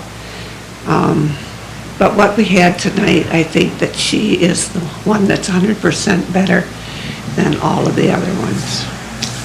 Thank you, Council. Okay, thank you. I have to ask, is there anyone else out there that wishes to speak? Okay, seeing none, I'll bring it back to council and administration comments and responses to citizens' comments, and I'll start with acting city manager. If you have. Thank you, Madam Mayor. So, yeah, it was a busy night. There was a lot of things out there, and I just want to thank the HR department. She worked really hard to get things done for you guys, to bring things for you, and she has a lot of other things going on, but I think she did, an outstanding job with bringing them forward. So I just want to compliment her there on record. Okay, and Mr. Saul. I would just say that regardless of who you selected tonight, I will speak for myself and Norm and the rest of the staff, Alan, Tammy, I'm sure, and all the department heads, that we will be there to support Kat and help her to be successful. It's a team effort, and you could pick the ideal candidate, and without the support of the team, they're not going to succeed, and we're all going to stand behind Kat and help her learn and get her on board and do well in the job. So, okay. Yeah. Thank you. I'll start over here. Councilmember Finch. I appreciate the community's input by email, phone calls, in person, and public like this. I still stand by experience and qualifications should have been what matters, but the vote's done and we move forward. Okay, thank you. Councilmember Barnwell. Yeah, thanks Tammy for the good work with HR. And thank you, Mr. Blatchford, for coming down from Anchorage to interview. I appreciate his history here, and I just enjoyed spending time with him, so thank you for that. And to the other candidates that we interviewed today, or tonight. And congratulations to Kat. I'm pretty darn excited about this. I think I really feel that she, like people, how he said, that she just has such great energy. I think it's going to be an exciting time for Seward. So, thanks. Okay, thank you. Councilmember Calhoun. Thank you, Madam Mayor. I'd like to thank everybody that came and hung with us all night. I want to thank all the candidates that we had, and thank HR for all their, all her hard work getting this all set up for us. I appreciate, Tony, what you said, and Linda and Cheryl also, Daryl. You guys, I get it, I understand. I have a different philosophy on certain things. The decision was pretty much preordained, but we still have to give our opinions on what we think. And I'm absolutely going to work with Kat and try to help her become as successful as she can, because that is success for the community, and that is my number one goal, is this community is successful. And so we'll just, we'll drive on. Okay, thank you. Councilmember Wells. Echo everything everybody else has already said. One thing I recognize with Kat, because I was on the board of directors with the chamber, she didn't have any experience being a director of the chamber either, and look what she did with that place. Chamber, best chamber in the state, and she didn't have any experience before that. So I'm more than confident that she is going to excel at this position, especially with administration and the other department heads helping pave the way. So I'm excited to see what we do next. Okay, thank you. Councilmember DeMoss. Yeah, I want to thank everyone that applied tonight. I think it's very courageous just to apply and interview in this sort of environment. So thank you so much. I also enjoyed Mr. Blatchford coming down, and I enjoyed spending time with him as well. Congratulations to Kat. I know you're going to do amazing, and I'm really excited for Seward. Thank you so much to Stephen and Norm. Thank you, Norm, for always covering and just always being just so amazing, and the go-to guy that everybody knows they can count on when we need someone. And Stephen, you've been incredibly loyal and dedicated and consistent since day one that I've known you on this council, and that is invaluable to the support of our new city manager and the city managers that we have gone through since I've also been on this council. So Our success would not be possible without either of you, so I, just want to say thank you, and that does not go unnoticed. Thank you very much. That's all I have. Okay, Vice Mayor Osenka. Boy, pretty much everything's been said. Yeah, thank you to all the people that did apply and came in, and all the applicants for the position. I will say also congratulations to Kat. I do think that she will do a good job. Thank you to administration. I mean, the HR department did a good job on this, and I think that it was a good process, and I think this body as a whole worked really well together. I think it was a good process, so thanks. Okay, and I echo all those thank yous. I too grew up with Edgar Blatchford, and we could tell stories, but it was good to see him and all the applicants. I think that I'm glad we heard from all five, and I think everybody was given a fair shake on answering some good questions that the committee that did the questions came up with. Thank you so much for HR, and I want to remind all of us that we're leaving these black folders. So that's a reminder. And I want to give congratulations to Kat. The word energy has been mentioned several times, and I think it's exciting to have someone younger and energetic at the helm for a while. I think this is a good thing. Not that others haven't been energetic or whatever, but it's a good chance for her to show what she can do and how she can work with us. And I appreciate also the entire council, because people have said we always agree on things. Tonight, we're pretty in disagreement on something, but I know that we will all own the vote, and we will help Kat out. It's already been stated, and that's how it works. It's a public process, and we did it publicly, I will point out. So with that, I will adjourn this meeting at 8:42.